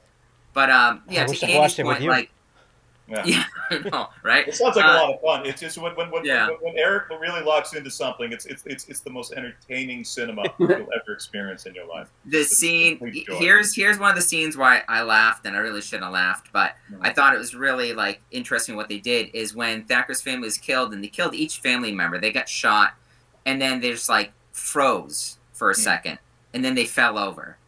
And when I first saw that happen, I was like, oh my God, he just killed one of them. And then he kills another one. And then he shoots, I don't know who this is. This is maybe like his niece or something. And she grabs the clothesline. Like intentionally grabs a clothesline. And she's like, and she falls over. And she's pulling a little tighter because she wants the whole thing to collapse. So she took a little extra time with that moment. I was like, I know what you're doing. Just stop. She made a meal out of it. No CGI in 75 to help make these things Don't play out. it up Like, for the camera. they had to make those practical effects work. I was like, you're not coming back. I don't give a shit about the clothesline. You're not. You're gone. You're She gone. was just trying to get another couple of seconds of screen time. That's all it was. Can I get that out of the whites? Anything else, Papa? I have a lot, yeah, but just bear with me. Just bear with me. The scene Andy mentioned too with the grandson, the sheet gets blown off. They show that that view, that totally unexpected view. I don't know who made that call on that. It was brilliant, where it shows between like the horse's legs, I think, and you can just see part of it without seeing the kid's face. None of that. You can just see Thacker's response, looking down at the body, and then like leaves blow by or something like that. I was like, that's magical. That's the shot right there. So yeah, that first half, amazing. I also something else I laughed at is when Viru and Jai, they went to stop like there was like the arms deal. With Gabber's men just got the arms or whatever. They played Mabuba, and then this is during the belly dancing, right? Yeah. I'm watching the belly dancing. I'm not making a stone, dude. Yeah, no, I knew you were there for that. I knew that. And so they, there's shots fired. Jai and Viru escape. They get back to the village, and I was losing my mind because they sit there and like Jai's shot, and he's just like, he sits there, and then he pulls his fucking harmonica out, one-handed, by the way. His arm's down here, it's bloody, and he pulls out his harmonica and just started like vigorously playing the harmonica, and he's holding it like it's a friggin' banana. And I was like, dude, I don't know if anybody taught you how you play a harmonica. Like maybe it's a Western instrument, you don't get it, but I'm like, he's just all over that thing, and I was like, he's like, I gotta get my baby, gotta get one more tune, and it's like, I mean, other stuff. What was it? What's his name? Is it Ahmed? Ahmed, the older guy's. Imam, the blind guy.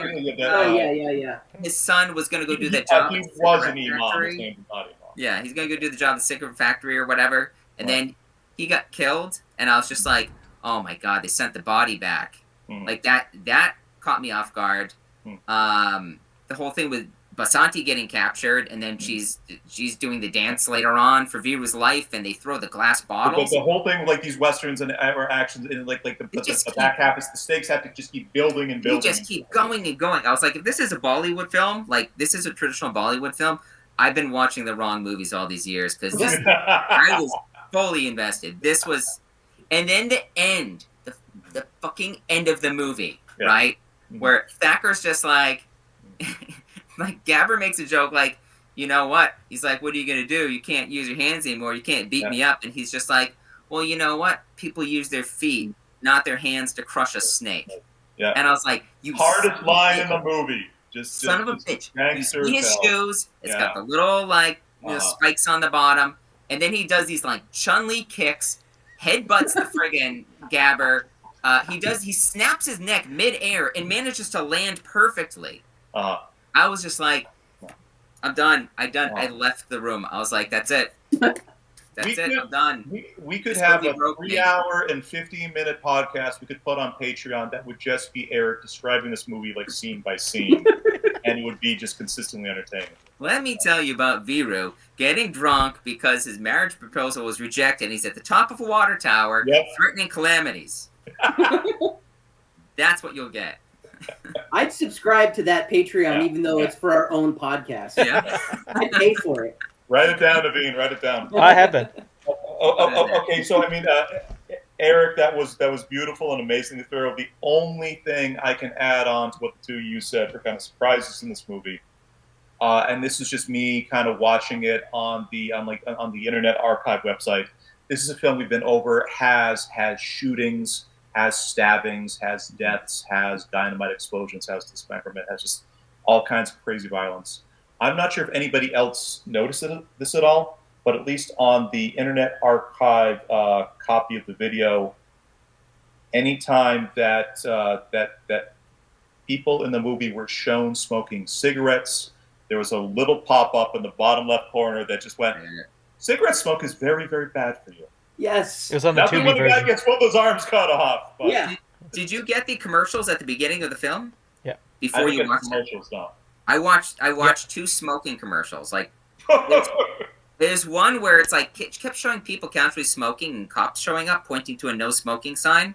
Really? The second one is batshit because it's like some guy's sitting in his living room. His daughter's like drawing a picture. They have TV on. He's smoking, and he keeps looking over at her like, what the frig is she doing in here? Like, go back to your room and go do your drawings or something. So he keeps smoking like I'm a piece of shit. And then he gets up, and then he goes, and then he comes back without the cigarette. And I was just like, oh good for him. What is this for again? Well, I got those same commercials, and I think he was sitting down with his daughter, and they were watching TV, and something came on about smoking's deadly and killing, and that's where he. I didn't see that. I didn't see that. And his daughter looks at him like concerned. I somehow missed this he's completely. smoking. The pop-ups. Yeah, but I got those. I watched it on Tubi, and I got those. Yeah, I did too. Yeah, and you commercials. keep getting the warnings. Yeah, Nice. and then got those little warnings. Yeah. Funny. All right, so moving on. Let me just read a little bit. Naveen's next kind of question was about kind of like the cross-genre thing we've been talking about, or what's referred to as Masala cinema. I did a little bit of reading about this. Masala cinema, basically just a genre film that blends multiple subgenres within the entire picture. Masala films apparently emerged in India in the 1970s, starting with the films of Nasir Hussain and the screenwriting duo Salim Javed.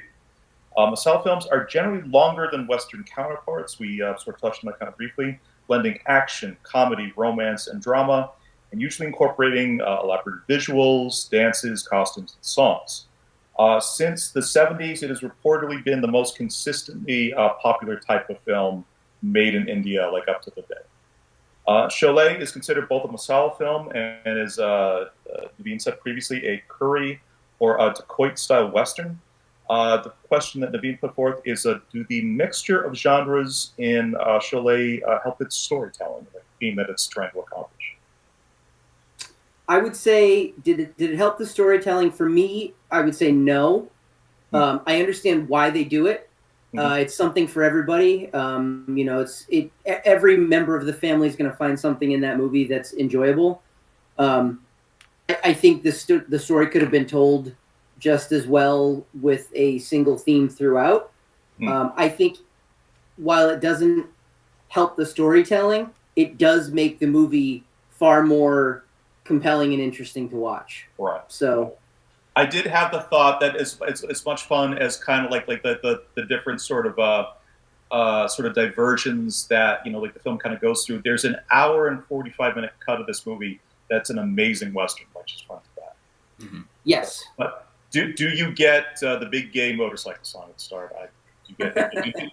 Do you get a lot of the stuff that kind of makes this movie as fun? Listen, that was just platonic heterosexual love for that two friends shared. It was Lies. beautiful. Lies. It was beautiful. At Pride Month, no less. It was beautiful, and I refuse to allow you to sully that. Single rainbow here, Andy. Remember when they like saw the chick with like the nose ring, and then they're like they took turns getting up. Right, See, they were respecting each other's boundaries, and like, yeah, I like chicks too. But then the coin landed on the side, and it's kind of like, well, maybe we don't like chicks. Right. And the girl's just watching. I forgot about the coin. I liked her nose ring. I remember really loving her nose ring, but she's watching. She's like, coin. The two of them, she's just like, these two guys just have something to figure out between each other. Yeah, I know.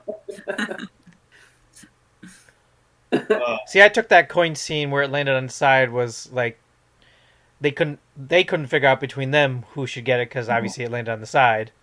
Right. And then she ran away. It's like, I'm not taking both. I'm not doing both. Yeah. Oh, yeah. And then she ran away. Oh my god! She fast forwarded her ass away. Yeah. She's like, An aggressive pace.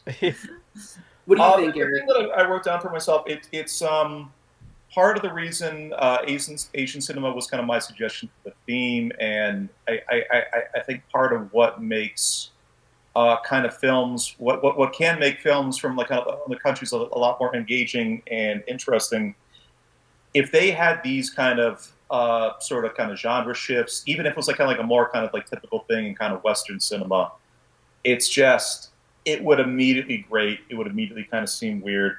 One of the joys of just kind of watching non-English cinema is I think it's just like sort of mixed genre stuff or dialogue or kind of cultural conventions or subtleties of language. Just, you can't pick that stuff up the same kind of way. And in my experience, at least, it's a bit more easy to accept things that would be like a little bit jarring and weird if it was like the movies of your home country, So obviously, like this kind of thing kind of bounces from one kind of movie to a second kind of movie to like a third, fourth, fifth, whatever else. But I think that like the fact it's in a different language, like the fact it's kind of filmed in a different country, the fact there's so many things that for me are culturally kind of alien and unintuitive.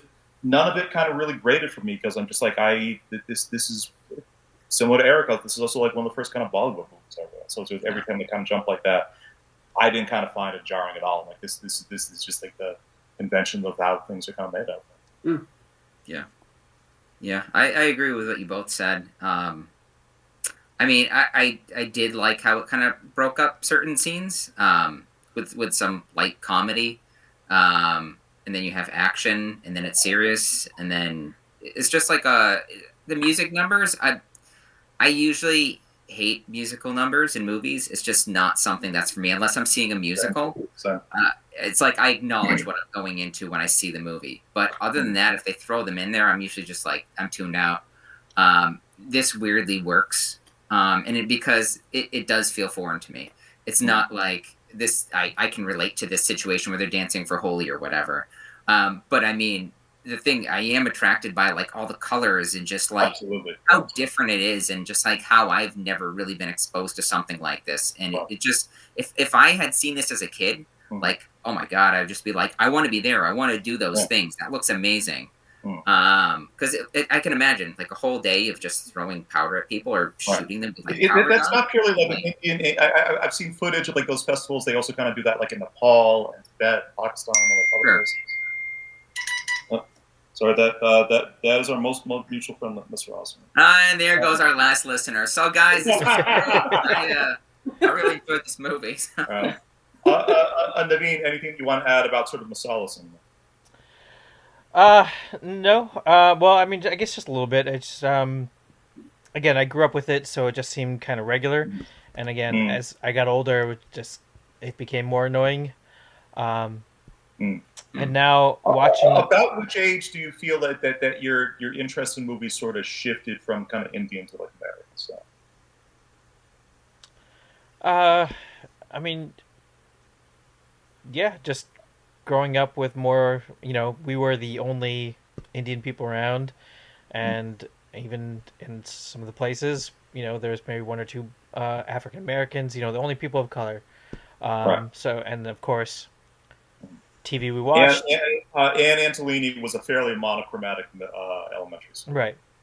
Yeah. But then even just the TV, everything was, American stuff. That's what we grew up with. So that's that nature versus nurture, I suppose.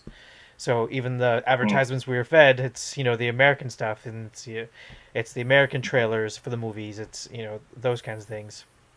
It just kind of shifted. Probably the other part is, again, not really knowing the language as much. So Sure. I enjoyed this film as a kid. As a grown-up, watching it now the other day, wasn't as good. Really? Wow, that's all your time for today. Yeah, I guess so. Jeez. Wow. Would you say where's the it's, hook? like my son says, would you say it's cringe? No, I wouldn't go that much. that's- Well, Between cringe, basic, or mid, what's the? Yeah. Mid, yeah. Was it getting a little sus with Viru groping? yeah, those That's scenes were how I kind of like, wow, they went a little bit. Yeah, the Vero scenes with Basanti. Man, I it's want to like, go to India. That's like- what we can get away with. Damn, that's sweet. so that part was a little scary there. as an adult watching that, going, huh? But yeah. Right. And the other part is, again, not knowing the language as much as a kid, or even so growing up. I had to fill pieces in, or knowing the music, but now watching it with subtitles, as you mentioned with the music, just the words being repeated constantly, and it's like, okay. It's not really about the lyric writing. It's about the choreography. It's about the costumes. It's about like the sets they're dancing on. But now getting a more sense of it with the subtitles kind of took away some of the mysteriousness of it, and having to put that in, like the whole scene and idea of Thakur not having arms. That was big surprise, and I know there was a lot of lead-in. Am I swearing a lot? I mean, unfortunately, I just got stuck in a, how Chris texts. Gotcha. Hopefully, there won't be like 12 more about his frequent flyer. I think for like every time you hit a key point we want to cover in this podcast, that should just go right. off. And... Thought that giving you a thumbs up. The turkey was Real done sus. or something. Dinner's ready. So yeah, now I lost where I was going, but whatever. Ding, light bulb. I got it. All right. So I think I can speak on behalf of like Eric and Andy and myself. I hope you're enjoying how excited like the three of us are about this. I am. It's really nice getting an idea, and honestly, from the group chat, you were the one that kind of was most vocal, and you kind of threw me off a little bit because I thought you were going to go in the direction of like, dude, I couldn't take this film because you're like, I totally skipped the second half. I couldn't handle it. So I skipped over most of the musical scenes. Right. Yeah. And all I could think was Gilligan's Island. I'm like, oh man, it's a shipwreck of a 3-hour tour. I'm just like, geez. But no, I remember now. The whole scene with Thakur's arms, and like that was complete mystery. Even though now with the subtitles, it kind of had a build up, like, oh, I'm gonna take your arms, kind of thing. But not knowing the language, it's like, okay, all right, and like. He just cut off his arms. Was that a terrifying thing to watch as a child? Like how did that even hit? Because I mean it's a bit shocking just even as an adult, right? Right. I don't recall it being a nightmare kind of thing, but definitely just a surprise. Like Sure. But I guess it just had the brains back then somehow, knowing that it's just a movie. Right. Yeah. So it didn't. It's funny. I think how you can and certainly the three of you as fathers can speak to this much more kind of articulate than I can. But it's just kind of it's a bit funny for what can really kind of scare you or traumatize you as a kid versus the things that you just kind of like. Yeah. As an adult, you'd be like, oh, that's insane. But like a kid, some of these things just kind of randomly just roll off the back. I was gonna say probably that scene too for like smaller children watching it. Mm-hmm. And then, like, the big reveal, that's probably, like, the Temple of Doom moment, where, like, the guy's pulling somebody's heart out or something. You're like, Jesus, he's going to pull his heart out? Oh, my God. As opposed to, like, oh, my God, he's he's gonna loosen the noose. What's that about? And then he's just like, no arms, and you're like, what? It's also not a particularly explicit or gory scene, and it Yeah, I is was gonna say the just same the thing. guy kind of holding his arms behind his back, so it doesn't quite have the. And it's That's off fine. it's off camera. You know, a lot of the stuff is off camera. If you notice, there's not a lot of blood. You know, they get shot and they just fall over. Blood in So- the movie does look more like kind of cherry syrup, unfortunately. Right, but it was only in a few moments. You know, it wasn't like everywhere. Yeah. So it's that probably helped in the not being, you know, totally Just afraid. completely It's like, messed up. you know, we didn't end up seeing hands, arms hanging from chains. It was just, and you didn't. That was it. Right. Those Okay, are some well, sharp swords, by the way. What's up? Those are some sharp swords. Seriously. He's doing that with both hands at the same time, like he just. You know, Yeah. Put them It both instantly cauterized the wounds, by the way. I just want to make that explicit. Yeah. off. Yeah. No infection, no nothing. infection, just It's like a lightsaber. Clean cut. there we go. Yeah, like lights, there you go. exactly. Yeah. I'm just going to mess up. I'm going to mess with the order of questions a little bit here. Let's jump to Viggo Mortensen's toes. Biggest surprise or most interesting trivia? Who wants to go first? Mine's super quick. I absolutely have to see the 2014 3D re-release of this movie. Yes. The fact that even exists, and that's not just like a fever dream that I just made up. I have to see that. Yeah. When I was looking it up where I could watch it, just to check, there is a parody of this movie, an Indian parody, but it's not available on Amazon Prime or anything, so I don't know where to watch it. But I was. This is going to become Eric's white whale, you realize. So parody and the 3D version Oh man, would be pretty neat to watch. add it to the queue. And I was gonna say, you mentioned 3D movies. They just announced they're gonna do Coraline 3D. It's gonna be released Yes, this year in August is August. coming out. Yeah, I marked that on my calendar. I think Oh, it's Oh, like I'd like to see that. I haven't seen Very the happy. I original. would love to see that again. Oh, Coraline is so good, Naveen. You Yeah. gotta watch it. It's so good. I brought up because you mentioned Neil Gaiman. I was like, it's a great book, but such a great movie. They do such a good job with it. Neil Gaiman's books are generally like a pretty good to great. Coraline, to my thinking, is up there with like the best of kind of Roald Dahl. It's just Oh yeah. It's just a perfect little kind of just piece of fiction. Papa, like any other trivia you want to shout out? Yeah, I got some trivia. I hated the ending, by the way. I felt like there was no justice for Thakur, for Viru losing his best friend. You should have gotten to crush that snake. You should have crushed that. Could have crushed that snake. So I mean, and then they show at the very end, it's like Viru gets Basanti, she's waiting on the train, and I'm kind of like, oh, was this Viru's story all along? Like, I mean, and so that kind of changed my thinking of the movie. I was like, maybe I should have thought of it that way, but I was like, it can't end like this. So I went online, I found that there was an original ending that never got approved. And the reason they took it out is because, I guess, of the violence, which so many people killed in the movie, so, like, WTF. But in this movie, the original ending, Thakur pretty much steps on the snake, and he kicks Gabber, and he gets impaled by a spike sticking out of, like, a board of wood. Sticking out of the poles where they tied Thakur up to begin with. Oh, is it? Yeah. Is it? What? This is also my trivia, so. Yeah. What? So because if you notice, like during the fight between Thakur and Singh, Thakur enters the scene walking through the two poles that they had chained him up earlier in the Son of flashback. a bitch. Yeah. Wow. Okay. Wow. Because even seeing that, so I watched the original ending, and when I watched that, and then just seeing Thakur break down, it was just so emotional.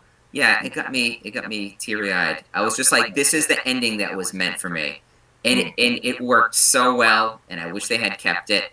And so if I watch this movie again, which I probably will, that will be the ending I watch because it was that hit. Let me also tag the original in the original ending that was shot for this movie. Thakur fought with spiked weapon shoes instead of just like the original. Yeah. Uh, Other fun fact I want to mention, I don't want to take this from Naveen if it's his, but I'm going to mention it, is the movie was originally supposed to be called Gabber Singh.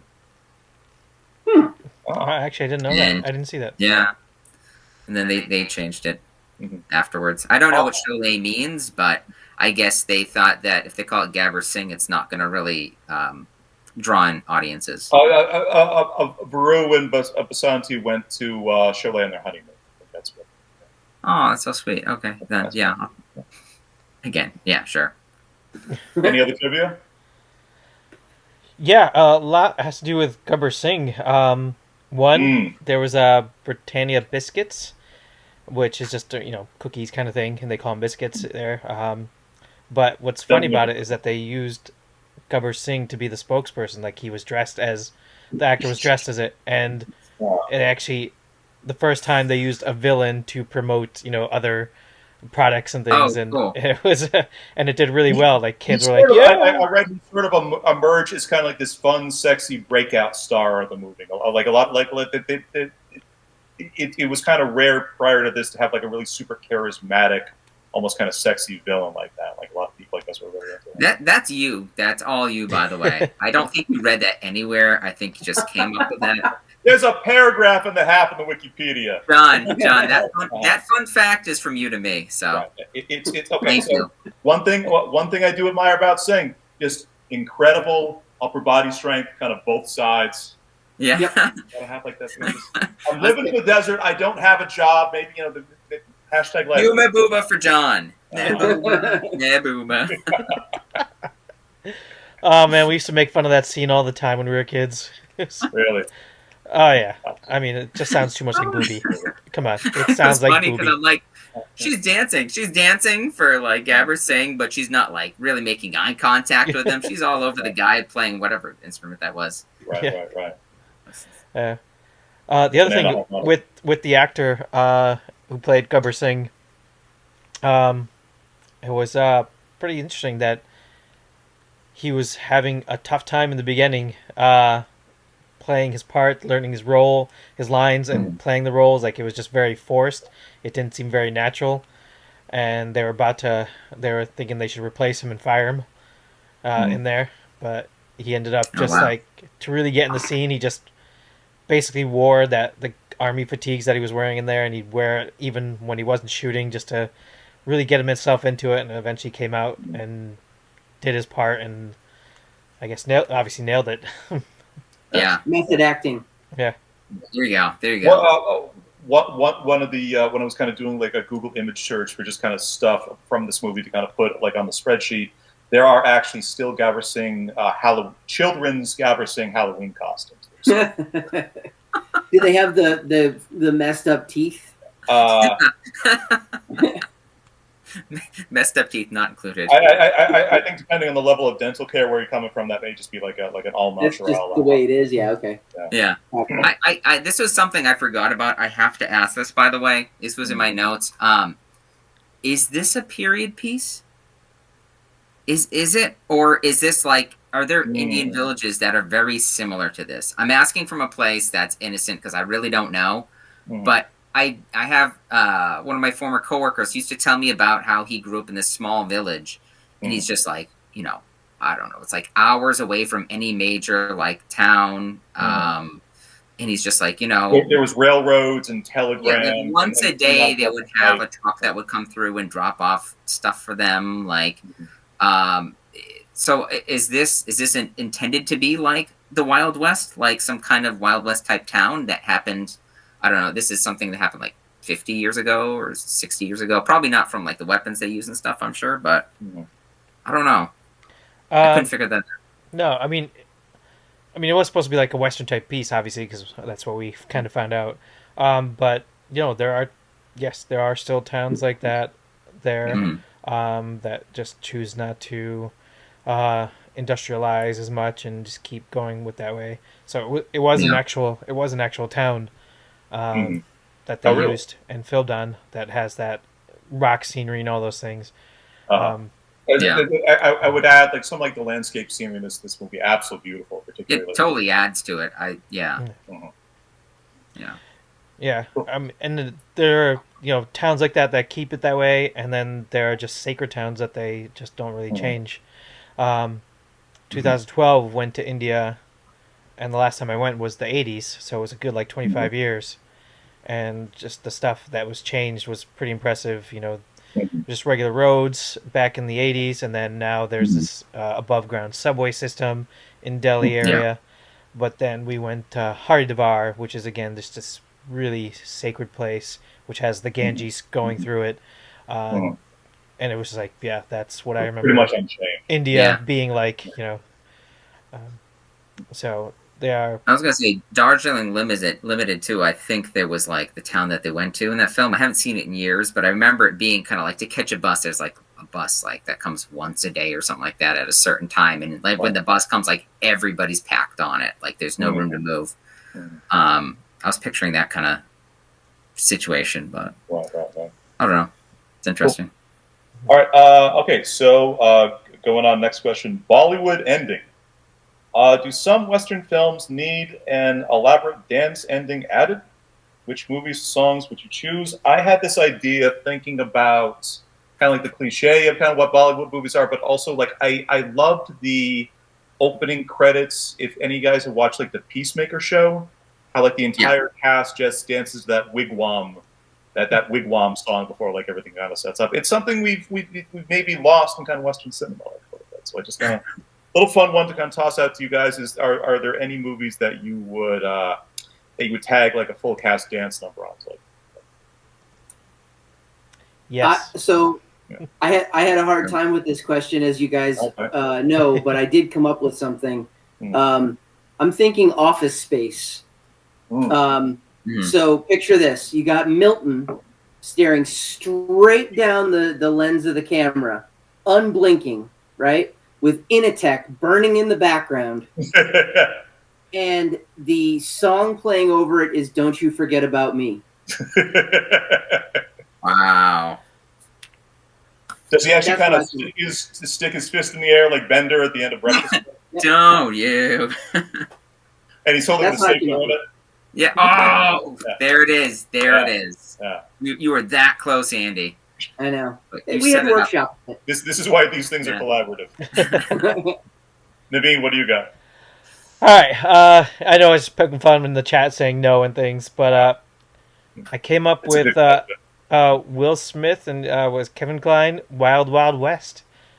Having those dance tunes would go easily. It doesn't matter which one. I don't care. Okay. No, so instead of just Will rapping over the credits, it should have been everybody dancing. Could like the spider had just kind of been like boogieing around. Exactly. You could have put the song right in there, Wild Wild West, and then had that as a dance number. It would have moved the movie up to like still not great, amazing ending though. Yeah. I think it would have made the movie better. Call. Absolutely, I agree. Okay.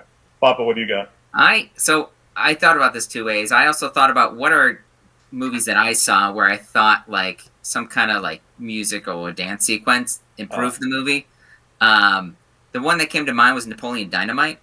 The dance scene with Napoleon, where again, it's great because he improved all that dance for the song, and it's catchy, and everybody's watching it like, what the hell is this guy doing?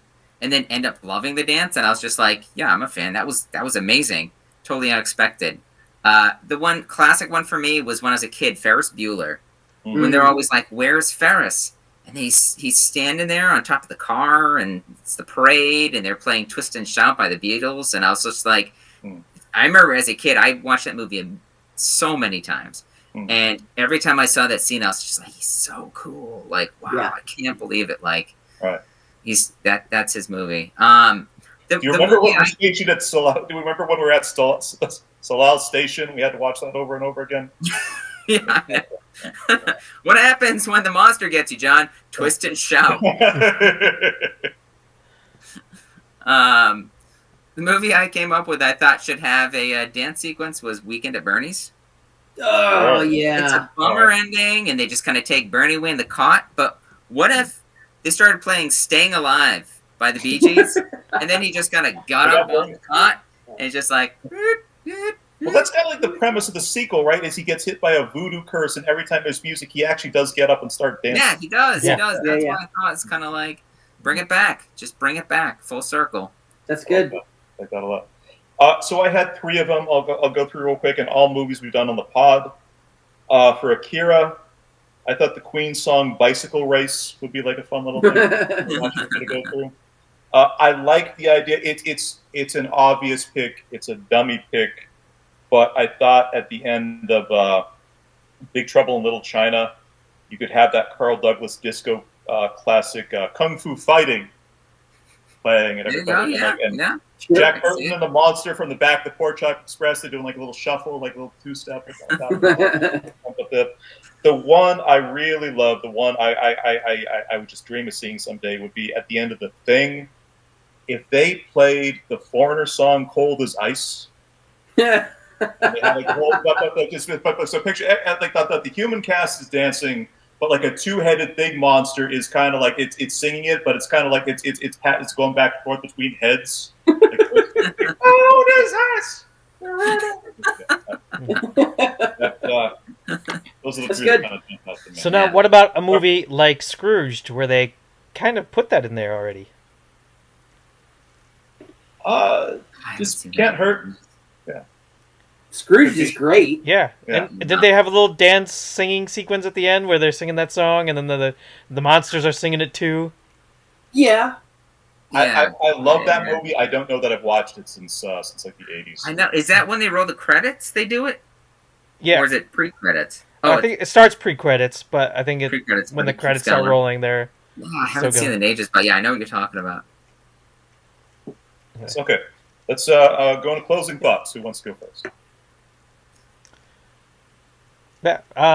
I mean, again, it was a pick to kind of put you guys into that spot of what really Bollywood got their biggest claim to fame, whereas the newer films are, again, westernized, taking a lot more, like not even trying to hide it, the plots and things of movies that you've seen already, and then, like you mentioned, the graphic stuff, CGI stuff, putting that stuff in there, and it's just so I figured I'd put this in there. And again, as a kid, it was just fun to watch and great, and wanted to see how even myself how it would be as an adult watching it, and now being able to have the option of subtitles, so understanding more of what was going on. So it was pretty interesting to watch, again, a movie that I loved as a kid, and watching it again now, it was... You have decades of life and just get experience, and just like with like a different person, like a different mind, like a different way of interpreting things. Yeah, and even just seeing so many movies and then seeing some of the things that are like, that's just not plausible. So you watch these movies again, and you're like, yeah, okay. The things you just spend it as a disbelief as a kid is like, no, I see that now, and it's not as good. So it was still an okay film, but still great to watch again. Yeah, absolutely. Andy, closing thoughts? I would like to know who selected the font for the subtitles in the movie. I got used to it, but it was rough in the first few minutes. Oh, man, was that hard to follow. I struggled with that the entire time I watched it. I watched it on Tubi. Yeah. Just basic font. You also said that you're not really a subtitles guy to begin with. No, I don't love subtitles. I feel like they oftentimes take me out of the movie. I actually kind of felt that way about this one too. Just I feel like there was a lot of really kind of beautiful scene work and stuff that I probably would have appreciated more if I wasn't busy reading the subtitles at the bottom. But anyway, that's a small nitpick. Ultimately, I'm glad I watched it. It was a lot of fun. And it makes me interested in potentially watching some more Bollywood movies. So good pick, Naveen. It was interesting. I thought I was going to hate it, and I ended up not hating it. So that's a win. Okay, Papa, what do you got? Yeah, I think I was meant to watch this at 43. I think if I watched it as a kid, I would be feeling like Naveen right now. and not in a happy place. But seeing it as like, as I'm much older, and it's so different to me, and it's fun. It's just a fun movie with lots of stuff. It is. It's so many things that work well for me. And again, it's not things that like I can relate to personally in my life. Like there's this scene where Basanti's sitting there. She's at the statue and she's asking for like guidance from is it Buddha or some god about what she should do with like life and marriage and stuff. And she's Viru's hiding behind the statue, and he's just like, "You should marry Viru." he's a beautiful man, and he will take care of you. And I thought it was so hysterical. Viru had so many good bits. And Jai comes over and he's like, "Come on, let me show you this."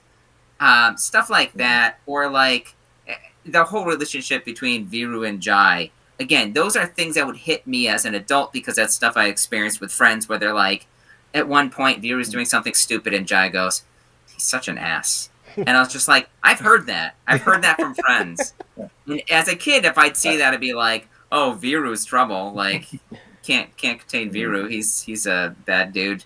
You're coming at it from the perspective of adult friendships, where I probably, in some form or another, said that to you like 2 or 3 times in this podcast. Oh yeah. Yeah. How guys our age relate. Yeah, our mutual friend, former friend Adam would say that quite a bit to me. He's just like, "You're such an ass." Like when I say something stupid to a girl, and he'd be shaking his head, and I'm like, eh. But I mean, the whole friendship thing, it's beautiful. I love it. And I the ending when Jai's dying, and he just tells Viru, he's just like, "You know what?" He's like, "Please tell your kids someday about like the friendship that we had." And then it wasn't as funny anymore as it was at the beginning when I was like, "Oh, they're being goofy about their friendship." I was like, "Oh, that's sweet. That's like what I would want my friends to like say to me, like, someday, like hopefully your kids remember like the things I told them or the things we experienced or like just who I am and what I meant to them." And I was like, that's nice. So I think I appreciate it more seeing it now. So thank you for this experience. And I'll probably check out more Bollywood films, like Andy said, if they're all as good as this. Well, I can only kind of echo the sentiment of everyone else here. I had a really great time with this movie.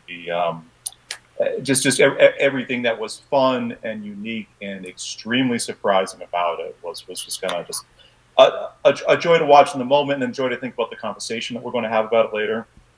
So there's nothing I can really add. The only sort of closing thought that I just kind of wanted to share from my notes watching the thing, I'm just going to read sort of what I wrote down word for word at one point. Indian Hitler warden question. Former member of Karma Police. ... It's the Hitler hairdo got him in. Yeah. Oh, it's the hairdo, not the stash. Yeah. Okay, so that does it for Sholay continuing Asian Cinema Month. Going to Mr. King, it was more a decision kind of by committee what we got coming up, but do you have anything that you would like to say about our watch for next week? Sure. I'll try to keep it relatively brief. The Raid Redemption is a 2011 martial arts action thriller directed by Gareth Evans about an Indonesian National Police tactical squad that's been tasked with infiltrating a notorious drug lord's apartment block in the slums of Jakarta. The film has received many glowing online reviews, such as non-stop gratuitous violence, weak plot, vapid dialogue dubbed into flat English, and no redeeming artistic merit. Most characters just exist to be disposable meat sacks to add up pointless body count. And my personal favorite, wall-to-wall violence. Against many of those walls, heads are pounded again and again into a pulpy mass. I don't know about you guys, but I am sold. I was gonna say that checked all the boxes for you, huh? Every box. Nobody has seen the original Raid, correct? Okay. No, sir. So this is a remake that we're watching? Beg pardon? Yeah, that's a good question. It's a remake that we're watching? No, just it's the original Indonesian film from 2011, right? Yeah. Oh, okay. Yeah. I have seen the sequel. The sequel was metal as fuck. I can't wait to watch this movie. I can't wait to talk about it. Yeah, I'm excited for this one. Awesome. Cool. Okay. Nice. Gentlemen, lovely to talk to and see you all. And yeah, we'll look forward to talking again soon. Oh yeah. Awesome. Sounds good. All Thanks, right. guys. Thank you. All right. Take it easy. Later.